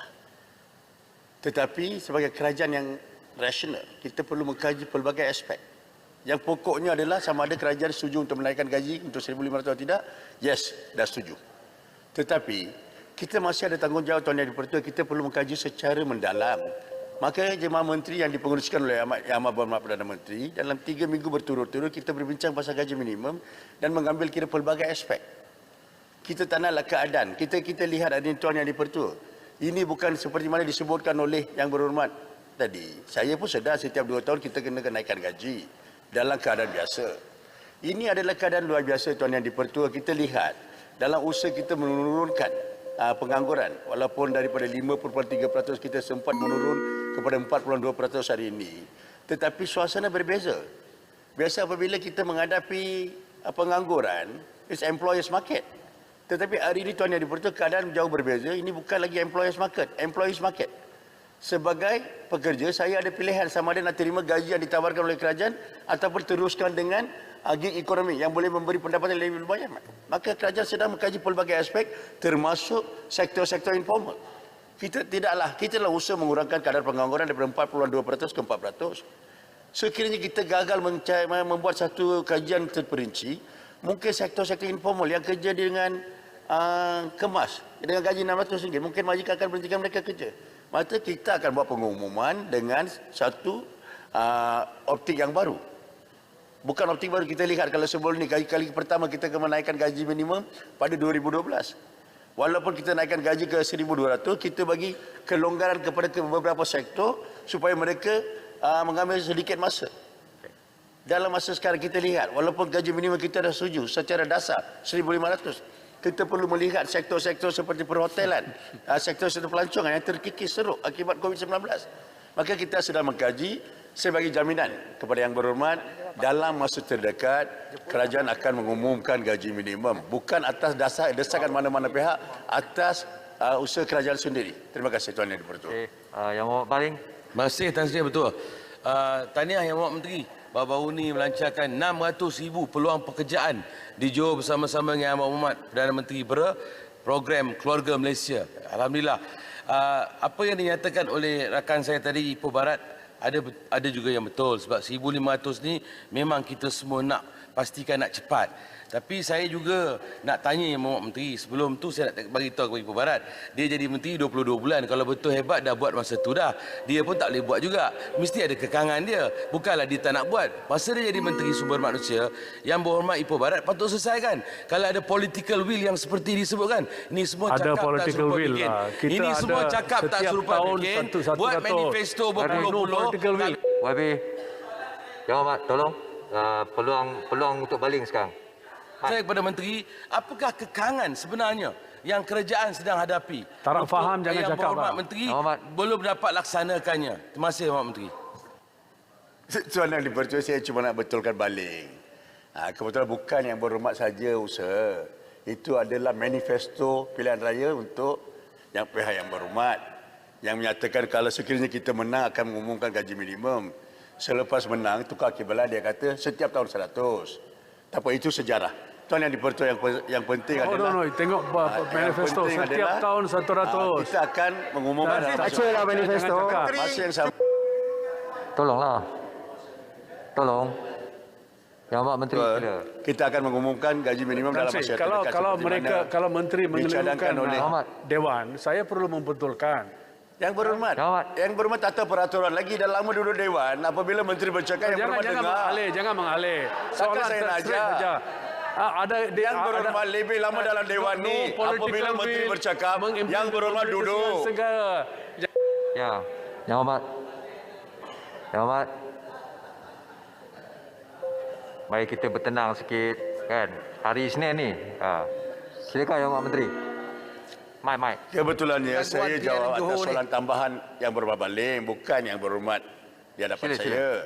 Kebetulan Tuan Yang di-Pertua, Kementerian Kerajaan dah sedia untuk mengumumkan gaji minimum dalam masa terdekat, tetapi kita sedang memperhalusi dan meneliti beberapa faktor yang di mana kita tidak mahu majikan lain mengambil kesempatan gaji minimum ni dan mengurangkan pekerja mereka. Sebab kita dalam usaha kita hampir berjaya Tuan Yang di-Pertua. Kalau kita lihat negara-negara lain masih struggling. Tetapi negara kita dalam masa COVID, apabila kita lihat PKP pertama, gaji kadar pengangguran 5.3%. Dan hari ini dengan bangganya saya boleh umumkan kita sempat mencapai 4.2%. Dan dalam usaha menurunkan 4% ke bawah. Kami tidak mahu majikan ambil kesempatan gaji minimum dan mengurangkan pekerja. Maka kita sedang memperhalusi dan meliti, dan saya bagi jaminan kepada Dewan Yang Mulia ini, kita akan mengumumkan dalam masa terdekat. Terima kasih. Terima kasih Menteri, janji ditepati. Rakyat, keluarga rakyat Malaysia bukan dicapati macam tu. Baling. Okey, satu. Setiausaha, ringkas. Tan Sri. Terima kasih Yang Berhormat. Saya ingin bertanya kepada Menteri, kita tahu bila gaji meningkat, dia akan tingkatkan perbelanjaan pengguna dalam ekonomi, kerajaan akan tambah cukai, hasil cukai dan syarikat dapat tambah jualan.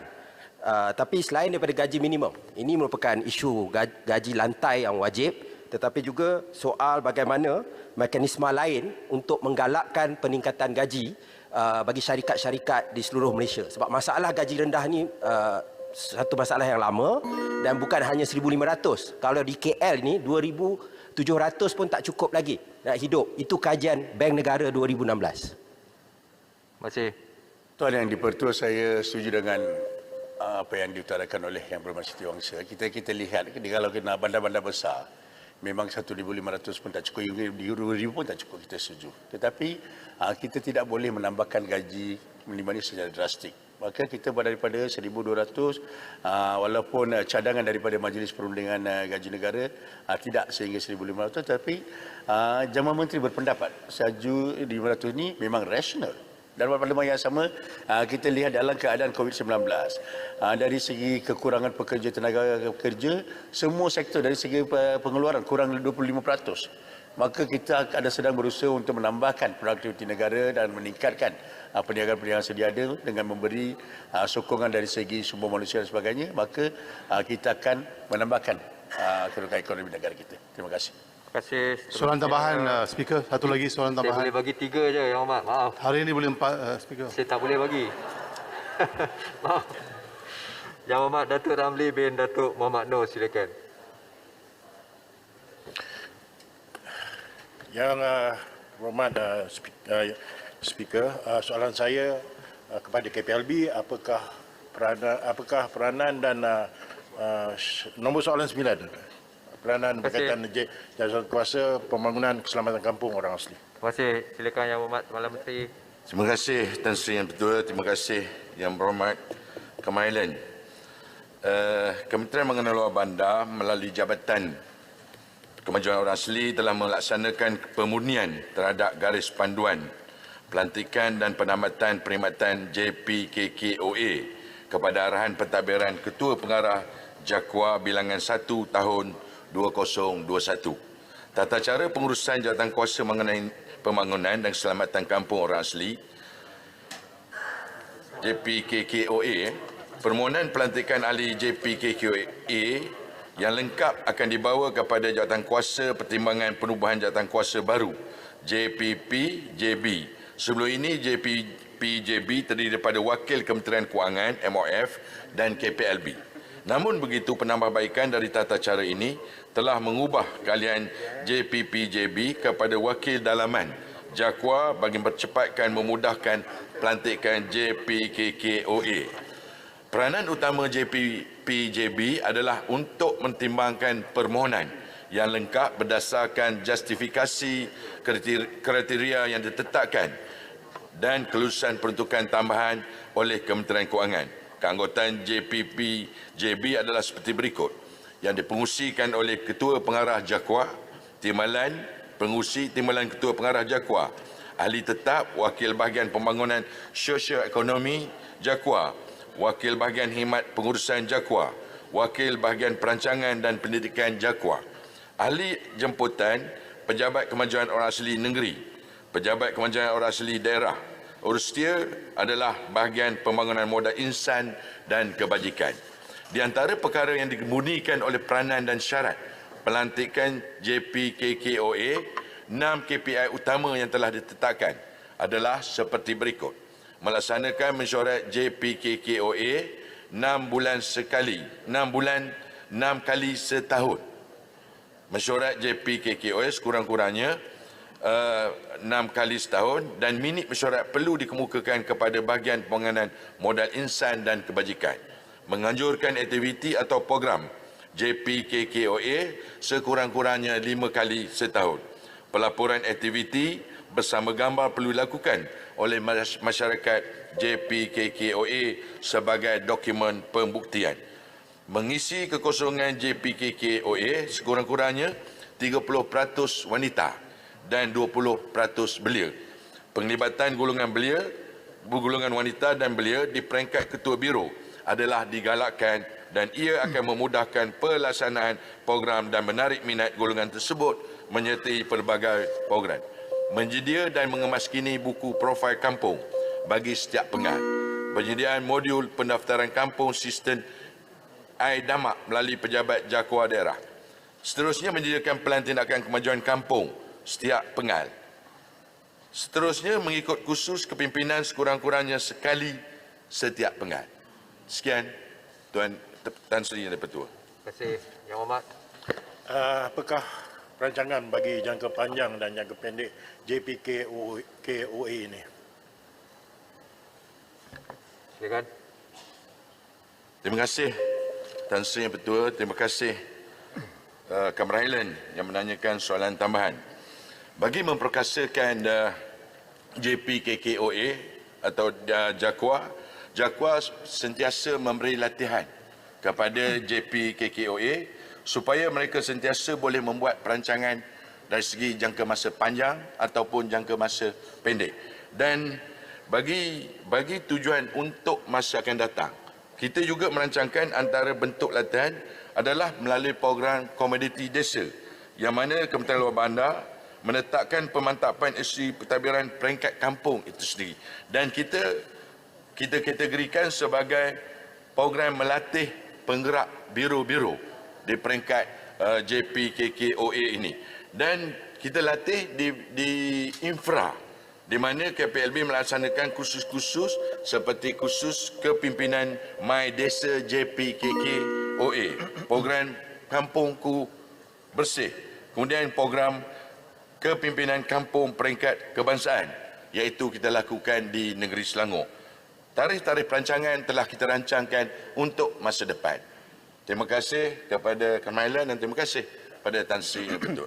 Terima kasih. Soalan tambahan kedua, Sungai Siput. Terima kasih Tan Sri Speaker. Kepada Menteri, kredibiliti dan keberkesanan kepimpinan Jawatan Kuasa Pembangunan Keselamatan Kampung Orang Asli memainkan peranan penting dalam pembangunan sosioekonomi masyarakat setempat. Di Parlimen Sungai Siput ada 61 kampung masyarakat orang asli dan 41 terbatin.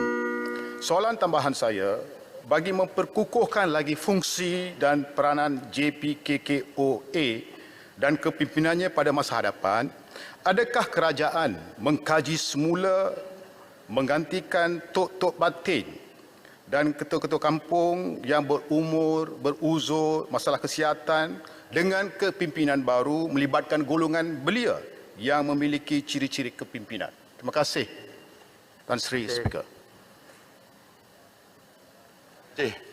Tan Sri Betul, terima kasih Sungai Siput. Sebenarnya memang yang dinyatakan oleh Sungai Siput, saya amat bersetuju. Sebenarnya di peringkat kita di JAKWA sendiri, di KPLB sendiri, sebab itu saya sentiasa memberitahu dalam setiap kali diadakan mesyuarat untuk memajukan lagi di kalangan masyarakat orang asli di peringkat kampung-kampung mesti bermula dengan yang lebih aktif, lebih berpengalaman dan juga kalau boleh nak ada sedikit pendidikan umpamanya. Kalau pagi tadi pun saya bagi tahu untuk memberi kebaikan, kita sekurang-kurangnya pengurusi JPKKOA ini tamat tingkatan 5 dan mereka boleh menggunakan komputer dengan baik. Sebab itu kita sentiasa memberi latihan untuk tawanan Sungai Siput sebab kita nak supaya mereka dapat merancangkan di peringkat kampung itu sendiri. Kita nak mereka boleh membuat perancangan bagaimana mereka nak membangunkan kampung kita. Sebab saya tahu bahawa di Sungai Siput adalah sebuah kampung perkampungan asli yang telah agak maju dibandingkan dengan perkampungan-perkampungan yang berada sebahagiannya masih jauh di pedalaman. Sebab itu kita merancang supaya penambahbaikan dari segi mereka boleh melaksanakan tugas melalui permodernisasi yang kita hadapi sekarang ini. Saya ingat, terima kasih Tan Sri Ketua, terima kasih Sungai Siput, punya soalan yang agak baik.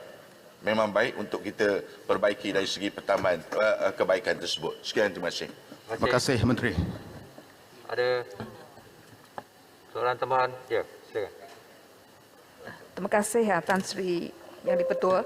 Soalan tambahan daripada Hulu Selangor adalah apakah perancangan jika kita lihat dan apakah kejayaan yang telah dikecapi oleh daripada pelaksanaan program yang telah disebut oleh Yang Berhormat Menteri tadi. Sebab dilihat rata-rata mereka masih hidup dalam keadaan yang cukup masih lagi dalam uzur. Sekian, terima kasih Tan Sri Yang di-Pertua. Terima kasih. Silakan. Tan Sri Ketua, terima kasih YB. Sebenarnya ini yang saya katakan tadi sebentar tadi. Sebenarnya kita tahu di mana yang masih jauh di pendalaman, yang berada dalam bandar, yang berhampiran dengan bandar. Kebanyakan kalau kita lihat umpamanya masyarakat orang asli di negeri Johor, mungkin ramai yang berkunjung ke Johor baru-baru ini, ramai berkunjung ke tempat masyarakat orang asli di perkampungan Johor, di Perak umpamanya, seperti disebutkan oleh Sungai Siput, dan sudah pasti ada perbezaan. Kalau masyarakat yang masih kita perlu bantu, kita dah tahu apakah perancangan-perancangan yang kita nak laksanakan di peringkat yang masih di pendalaman. Dan sebab itu kita sentiasa membantu bermula daripada anak-anak mereka melalui pendidikan. Sebab kita tahu melalui pendidikan inilah yang boleh merubah masyarakat orang asli ini sendiri. Kalau di Lipis umpamanya kita tempatkan di sebuah sekolah, kita ambil masyarakat orang asli ini, kita tempatkan di sebuah sekolah, dan akhirnya keputusan pada tahun 2021 Lipis merupakan pelajar cemerlang, anak-anak yang cemerlang yang bercecah sehingga 3 orang 8A SPM dan 18 yang mendapat 3 ke 6A. Dan ini yang sebenarnya kita usahakan bagaimana kita nak membantu masyarakat orang asli itu sendiri. Jadi selain daripada ekonomi yang dinyatakan oleh YB, pendidikan adalah menjadi keutamaan pada kita untuk melaksanakan program masyarakat orang asli. Terima kasih Tan Sri Yang Ketua. Terima kasih. Soalan seterusnya Yang Berhormat Puan Haja Natrah Binti Ismail. Terima kasih Yang di-Pertua. Wak Melan Mencari Bulu. Soalan saya nombor 10. Terima kasih. Silakan. Yang Berhormat Timbalan Menteri.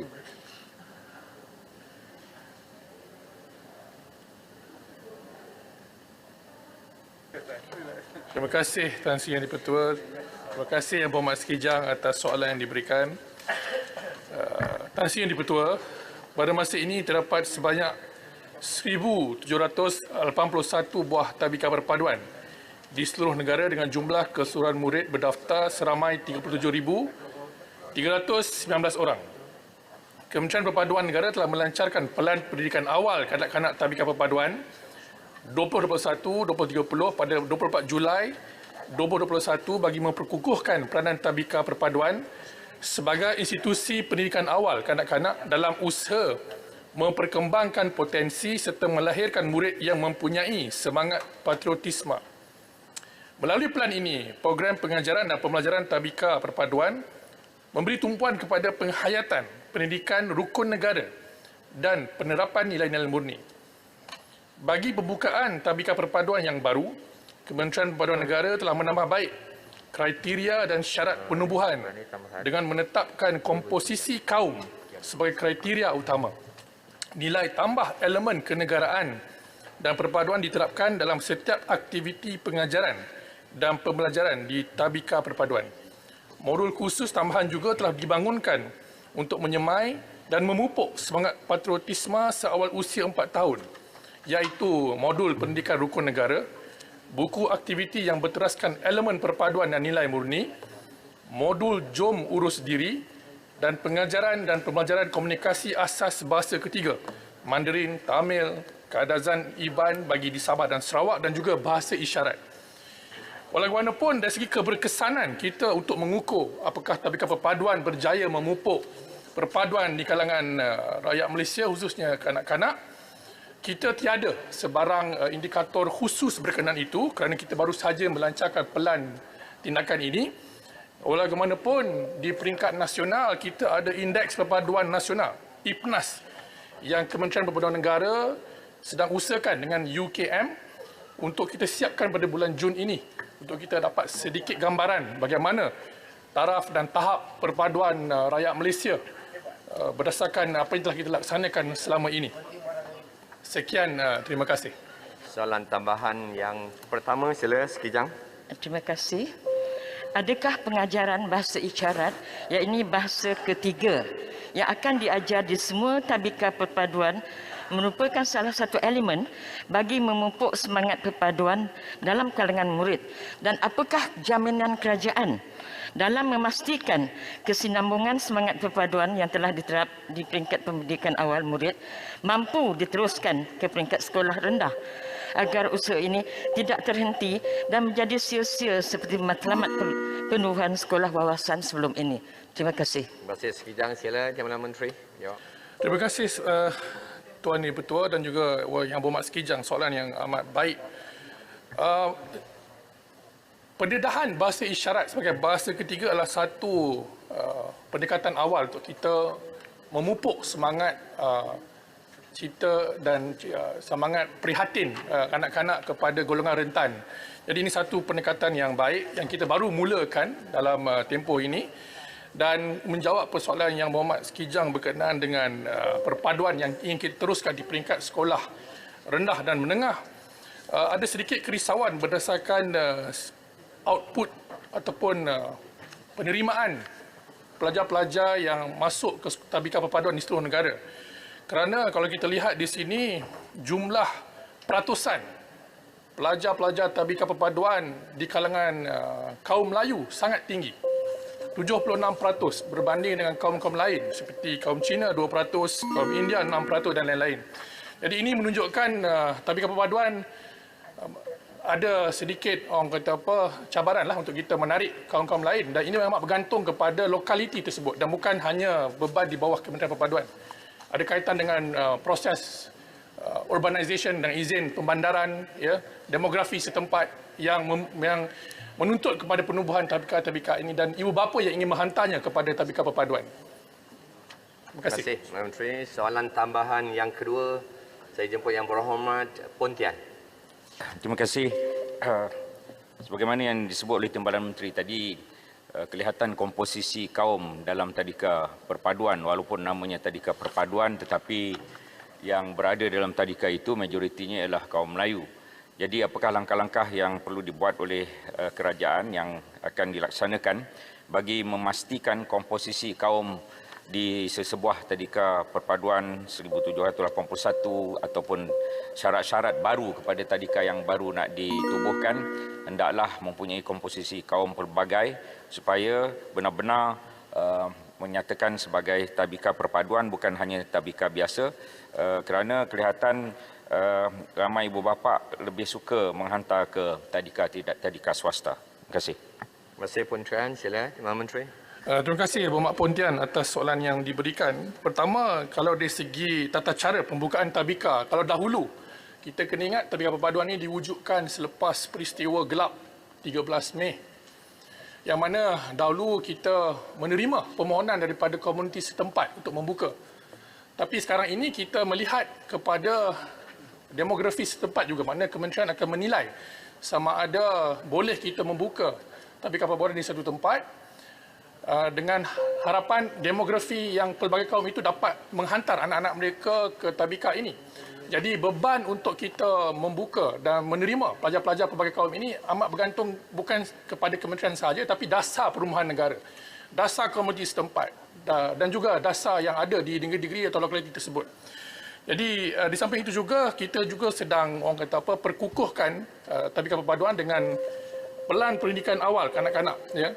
Kalau dulu tak ada logo, tak ada baju yang khusus, ya, kita dah upgrade naik taraf dengan izin kemudahan-kemudahan di tabika perpaduan agar ibu bapa berasa yakin bahawa tabika perpaduan ini bukan second class dengan izin tempat kita mendidik anak-anak kecil kita. Jadi insya-Allah saya harap dengan adanya plan ini kita berupaya menarik minat ibu bapa, khususnya ibu bapa daripada kaum bukan Melayu, untuk menghantar anak-anak mereka ke sini sebagai satu usaha memupuk perpaduan di peringkat yang paling asas, iaitu di peringkat Tabika. Terima kasih. Terima kasih Menteri. Saya persilakan soalan tambahan yang ketiga, Kuala Kerai. Terima kasih Datuk Yang di-Pertua. Sebenarnya soalan saya hampir sama dengan soalan Pontian tadi. Tapi oleh kerana Yang di-Pertua bagi peluang kepada saya minta supaya Yang Berhormat Timbalan Menteri melalui Kementerian Perpaduan ini dapat mengemukakan sama ada secara bertulis kepada saya berkaitan dengan peratus demografi ataupun peratus mengikut kaum. Kerana saya difahamkan memang walaupun nama Tabika Perpaduan tetapi sebenarnya yang didominasi oleh anak-anak orang Melayu. Jadi bagaimanakah cara untuk memastikan anak-anak selain daripada Melayu juga mendapat ataupun berminat untuk menghantar ke sini. Jadi saya minta kalau boleh diberikan kepada saya secara bertulis di sudut peratusnya. Terima kasih. Terima kasih Kuala Kerai. Sila Menteri. Terima kasih banyak Yang Berhormat Kuala Kerai. Seperti saya bacakan tadi, peratusan komposisi pelajar-pelajar Melayu di Tabika Perpaduan adalah sebanyak 76%. Manakala kaum Cina 2%, kaum India 6%, kaum Kadazan 2%, kaum Iban 3%, lain-lain 10%. Dan seperti saya tekankan tadi, ianya amat bergantung kepada lokaliti. Kalau kawasan perumahan itu ramai Melayu, memanglah Melayu yang ramai dihantar ke Tabika Perpaduan. Kalau perumahan itu ada masyarakat majmuk, ada rukun tetangga, maka kebarangkalian untuk ibu bapa kaum bukan Melayu menghantar anak-anak mereka ke Tabika ini lebih tinggi. Jadi ini saya katakan tadi amat bergantung kepada banyak perkara lain di luar Kementerian Perpaduan, iaitu dasar perumahan negara, dasar komuniti setempat dan sebagainya. Terima kasih. Terima kasih. Yang Berhormat, sekarang tamatlah sesi untuk waktu pertanyaan-pertanyaan bagi jawab lisan pada hari ini. Terima kasih ahli-ahli yang berhormat. Usul 12. Tuan Yang di-Pertua, mengikut peraturan mesyuarat 12.1, saya mohon mencadangkan bahawa mesyuarat pada hari ini tidak akan ditangguhkan sehingga selesai giliran Kementerian Perdagangan Antarabangsa dan Industri, Kementerian Luar Negeri, Kementerian Kewangan, Kementerian Kerja Raya, Kementerian Pendidikan, Kementerian Pengangkutan, Kementerian Sumber Manusia dan Kementerian Pertanian dan Industri Makanan menjawab seperti di nombor 1 hingga 8 dalam susunan giliran Menteri menjawab ke atas perbahasan usul menjunjung kasih ke atas titah diraja. Dan selepas itu majlis mesyuarat akan ditangguhkan sehingga jam 10 pagi Selasa 15 Mac 2022. Terima kasih. Datuk Yang di-Pertua, saya mohon menyokong. Yang Berhormat, sekarang saya kemukakan masalah kepada majlis untuk diputuskan. Masalahnya ialah usul seperti yang dikemukakan tadi adalah disetujukan. Kalau yang bersetuju, kata bersetuju. Yang tidak, kata tidak.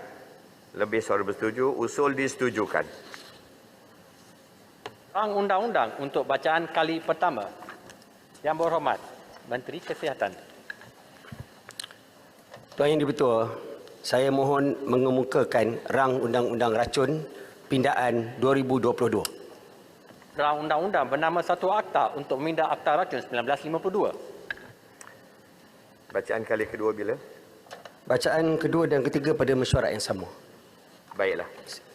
Aturan urusan mesyuarat dan usul-usul menyambung semula perbahasan ke atas usul menjunjung kasih atas titah diraja ke bawah Duli Yang Maha Mulia Seri Paduka Baginda Yang Agung. Yang Berhormat, sekarang saya minta kementerian yang pertama, Kementerian Perdagangan Antarabangsa dan Industri untuk menjawab. Dipersilakan ahli Timbalan Menteri, saya beri masa 30 minit. Terima kasih Tuan Yang di-Pertua. Selamat pagi dan salam sejahtera. Terima kasih kepada ahli-ahli yang berhormat yang telah mengambil bahagian di dalam sesi perbahasan bagi usul menjunjung kasih ke atas titah diraja di Dewan Yang Mulia ini. Ahli-ahli yang berhormat telah menyentuh aspek-aspek berkaitan perdagangan antarabangsa, perindustrian serta pelaburan. Saya dan kementerian amat mengalu-alukan dan prihatin terhadap semua pandangan mahupun cadangan yang telah diutarakan bagi memastikan ekonomi Malaysia terus kekal berdaya saing dan mampan, khususnya di persada global demi kemakmuran negara dan kesejahteraan rakyat. Tuan Yang di-Pertua, Yang Berhormat Jelun mencadangkan kerajaan memberi perhatian kepada pelaburan langsung domestik, Domestic Direct Investment dengan izin, DDI, dan bukan sahaja pelaburan langsung asing, Foreign Direct Investment atau ringkasannya FDI, sebagai penanda aras berkenaan prestasi pelaburan dalam negara. Untuk makluman ahli-ahli Dewan Yang Mulia ini, kerajaan memberikan perhatian yang sewajarnya kepada kedua-dua DDI dan FDI seperti mana yang diumumkan dalam laporan prestasi pelaburan Malaysia 2021 baru-baru ini yang juga telah diedarkan kepada ahli-ahli yang berhormat di dalam Dewan Yang Mulia ini.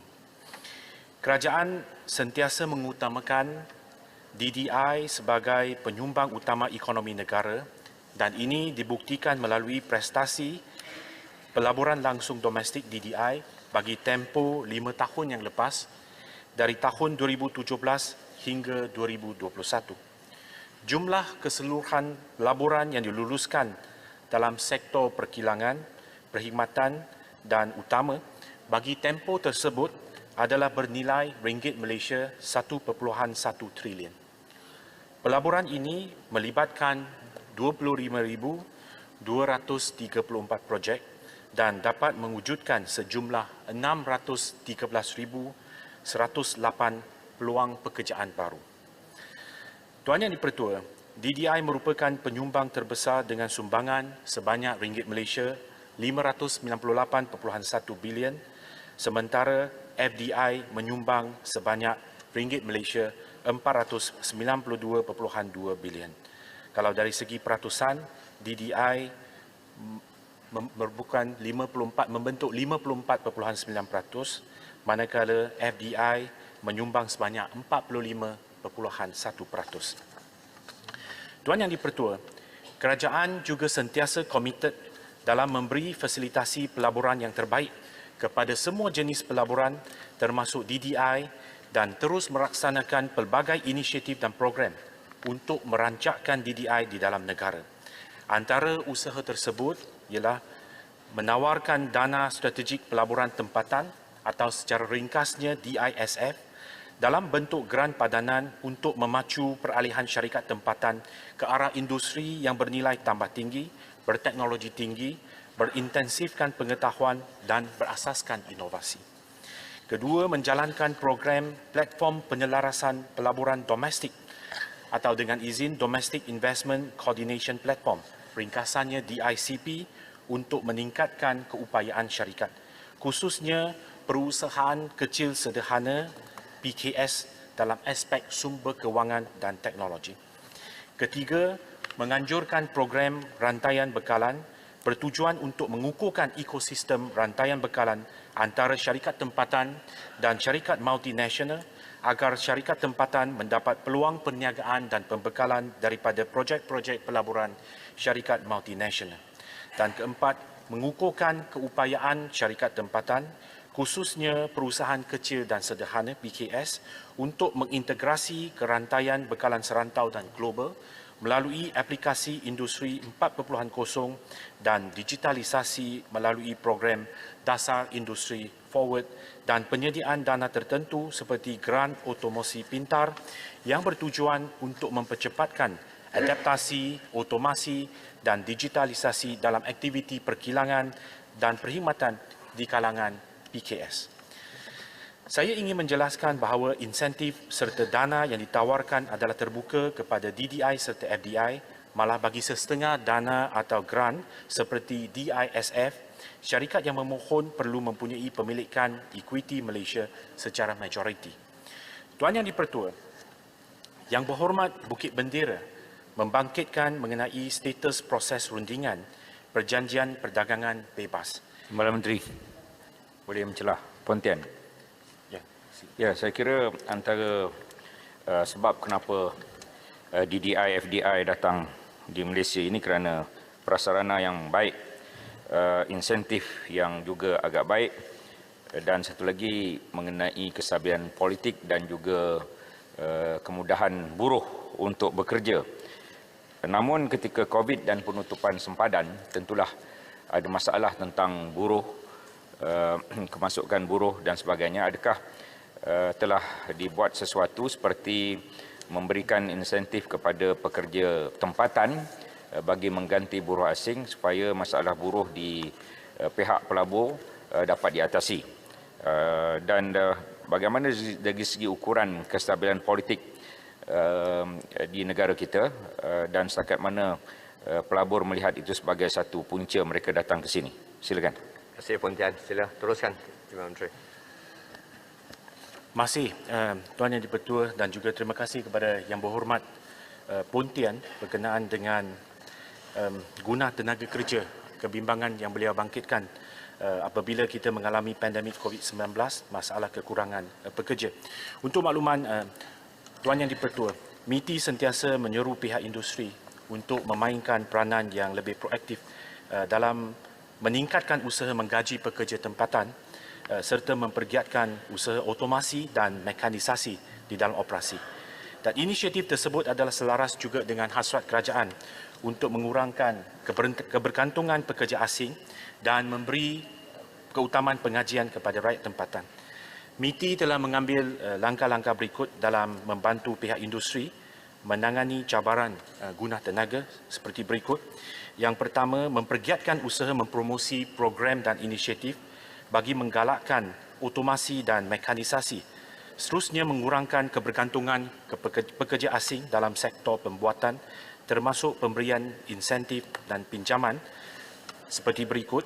Skim pinjaman muda bagi otomasi dan modernisasi SFSAM yang diperuntukkan di bawah MIDF, sebuah agensi di bawah MITI. Allowance modal otomasi yang terletak di bawah bidang kuasa MAIDA. Dana strategik pelaburan domestik juga terletak di bawah MAIDA.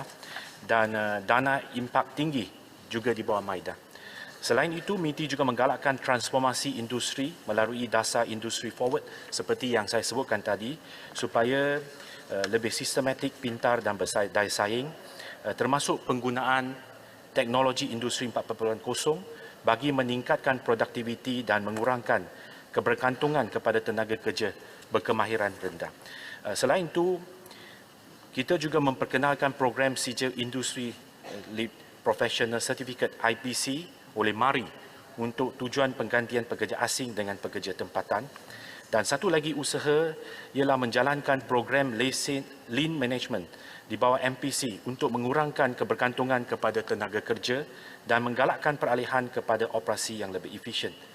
Selain itu, kita juga telah mengadakan sesi libat urus dan taklimat berkaitan pengajian tenaga kerja asing bersama industri termasuk Federation of Malaysian Manufacturers, FMM, Malaysian Employers Federation, MEF, Malaysian Rubber Glove Manufacturers Association, MARMA dan MSC bagi memaklumkan dasar-dasar dan prosedur pengajian guna tenaga asing bagi sektor pembuatan. Timbalan Menteri, ada kesalahan Jerlun.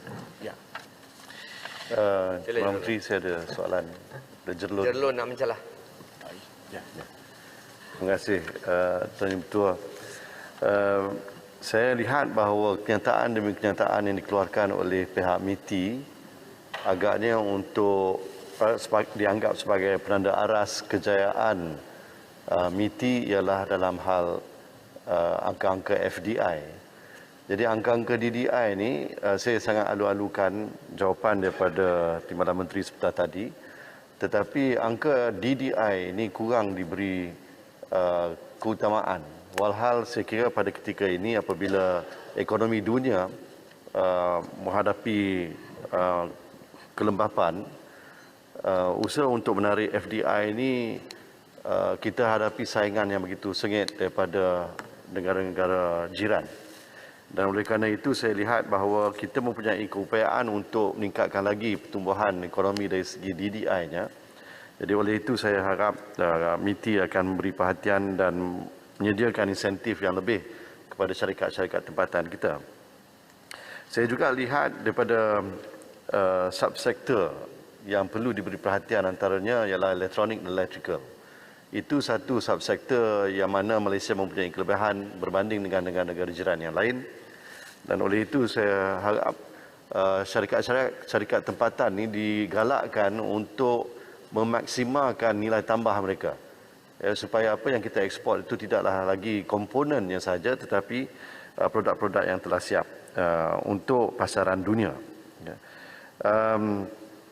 adakah Yang Berhormat Timbalan Menteri rasakan bahawa dengan cabaran yang terpaksa kita hadapi sebelum ini, COVID, kelembapan ekonomi, tetapi yang terbaru sekali ialah kesan akibat daripada perang di Ukraine yang pada hari ini sudah pun menjejas bekalan makanan dan kadar harga makanan yang dah mula berlipat ganda tingginya. Apa agaknya persiapan yang dibuat oleh MITI untuk mitigasi keadaan ini supaya ekonomi tempatan kita, khususnya yang berkait dengan pengeluaran industri tempatan, dapat ditingkatkan untuk tujuan ekspor dan membantu ekonomi negara kita ini pulih dengan segera. Terima kasih Jalun. Sila Timbalan Menteri. Masih kepada Yang Berhormat Jelun yang telah menyentuh beberapa perkara. Tuan Yang di-Pertua, izinkan saya untuk habiskan yang peringatan akhir untuk tadi yang soalan tambahan yang dibangkitkan oleh Yang Berhormat Pontian berkenaan dengan guna tenaga kerja, terutamanya semasa pandemik COVID-19. Selain daripada sesi libat urus yang saya sebutkan tadi, pelaksanaan dasar pelaburan baru negara berteraskan aspirasi pelaburan nasional NIA oleh MITI boleh memberikan pendekatan holistik dan bersasar dalam merencanakan agenda pelaburan nasional negara. Dan salah satu elemen dalam NIA ini adalah fokus kepada strategi dan sektor pelaburan baru negara dan berintensifkan teknologi tinggi dan inovasi yang mengimbangi kelestarian ekonomi dan alam sekitar serta mengurangkan kebergantungan kepada tenaga kerja asing sejajar dengan Global Benchmark dalam alam sekitar, sosial dan tadbir urus atau ringkasnya ESG. ESG yang mana turut menyokong usaha untuk meningkatkan standard pemburuan negara. Jadi itu merupakan sedikit informasi kepada perkara yang dibangkitkan oleh Yang Berhormat Pontian. Berkenaan dengan beberapa topik yang tadi dibangkitkan oleh Yang Berhormat Jelun berkenaan dengan usaha untuk meningkatkan DDI. Terima kasih Yang Berhormat Jelun yang prihatin tentang pelaburan dalam negeri DDI. Tuan Yang di-Pertua, kerajaan menerusi MIDA menyediakan pelbagai galakan cukai dan dana khas untuk syarikat majoriti tempatan serta menjalankan pelbagai program bagi merancangkan pelaburan langsung domestik DDI bagi memperkasakan syarikat tempatan. Antaranya yang saya boleh berkongsi, yang pertama, galakan taraf perintis dan allowance cukai pelaburan untuk industri kecil-kecilan. Kerajaan menyediakan galakan taraf perintis dan allowance cukai pelaburan untuk industri kecil-kecilan di bawah MIDA dengan pengecualian cukai sepenuhnya untuk tempoh 5 tahun bagi keluaran aktiviti yang digalakkan di bawah Akta Penggalakan Pelaburan 1986. Dan kedua, kita memberikan galakan Integrated Logistic Services, contohnya ILS. Galakan ILS ini ditawarkan bagi menggalakkan syarikat logistik menjalani aktiviti secara bersepadu, di mana syarikat yang menawarkan perkhidmatan seperti pengangkutan, pergudangan, freight forwarding dan aktiviti tambah nilai seperti break bulking, repacking, relabeling di bawah satu entiti. Galakan ILS yang ditawarkan meliputi galakan taraf perintis, pengecualian cukai pendapatan sebanyak 70% selama 5 tahun atau allowance cukai pelaburan sebanyak 60% bagi perbelanjaan modal yang layak untuk tempoh 5 tahun. Yang Berhormat Jelun tadi juga sebut tentang persaingan sengit.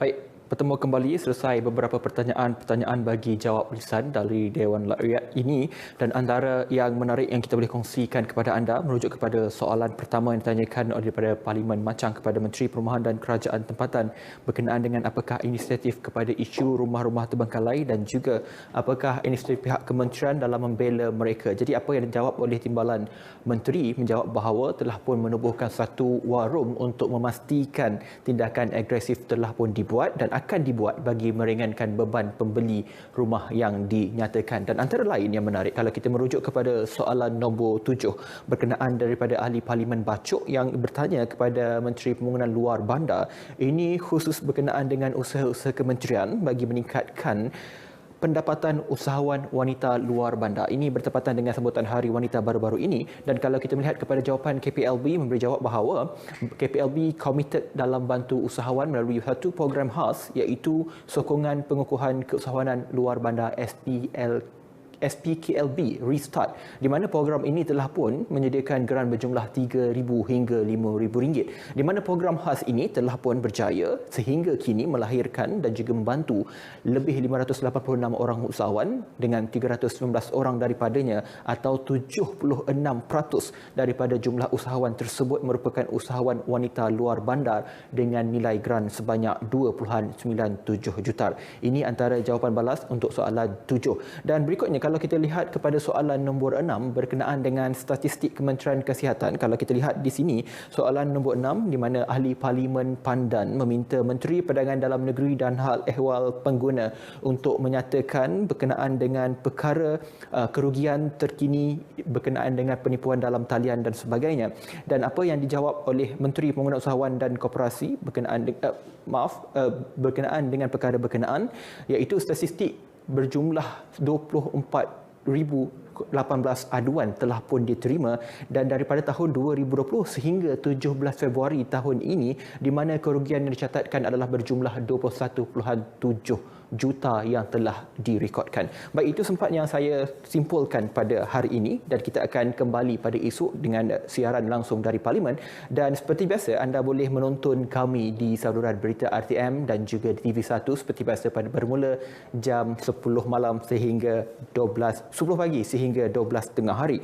Dan antara lain laman web yang kita boleh kongsikan kepada anda di sini iaitu rtmparliament.rtm.gov.my, dan juga anda boleh menonton secara dalam talian di rtmclick.rtm.gov.my Palang Parlimen, dan juga sebenarnya anda boleh muat turun menerusi RTM Click menerusi telefon pintar anda, menerusi Apple App Store, Google Play Store dan juga Huawei App Gallery. Dan esok kita akan teruskan dengan sesi pertanyaan Menteri MQT bermula Selasa esok, jadi anda boleh dapatkan maklumat-maklumat terkini menerusi langsung dari Parlimen bermula esok.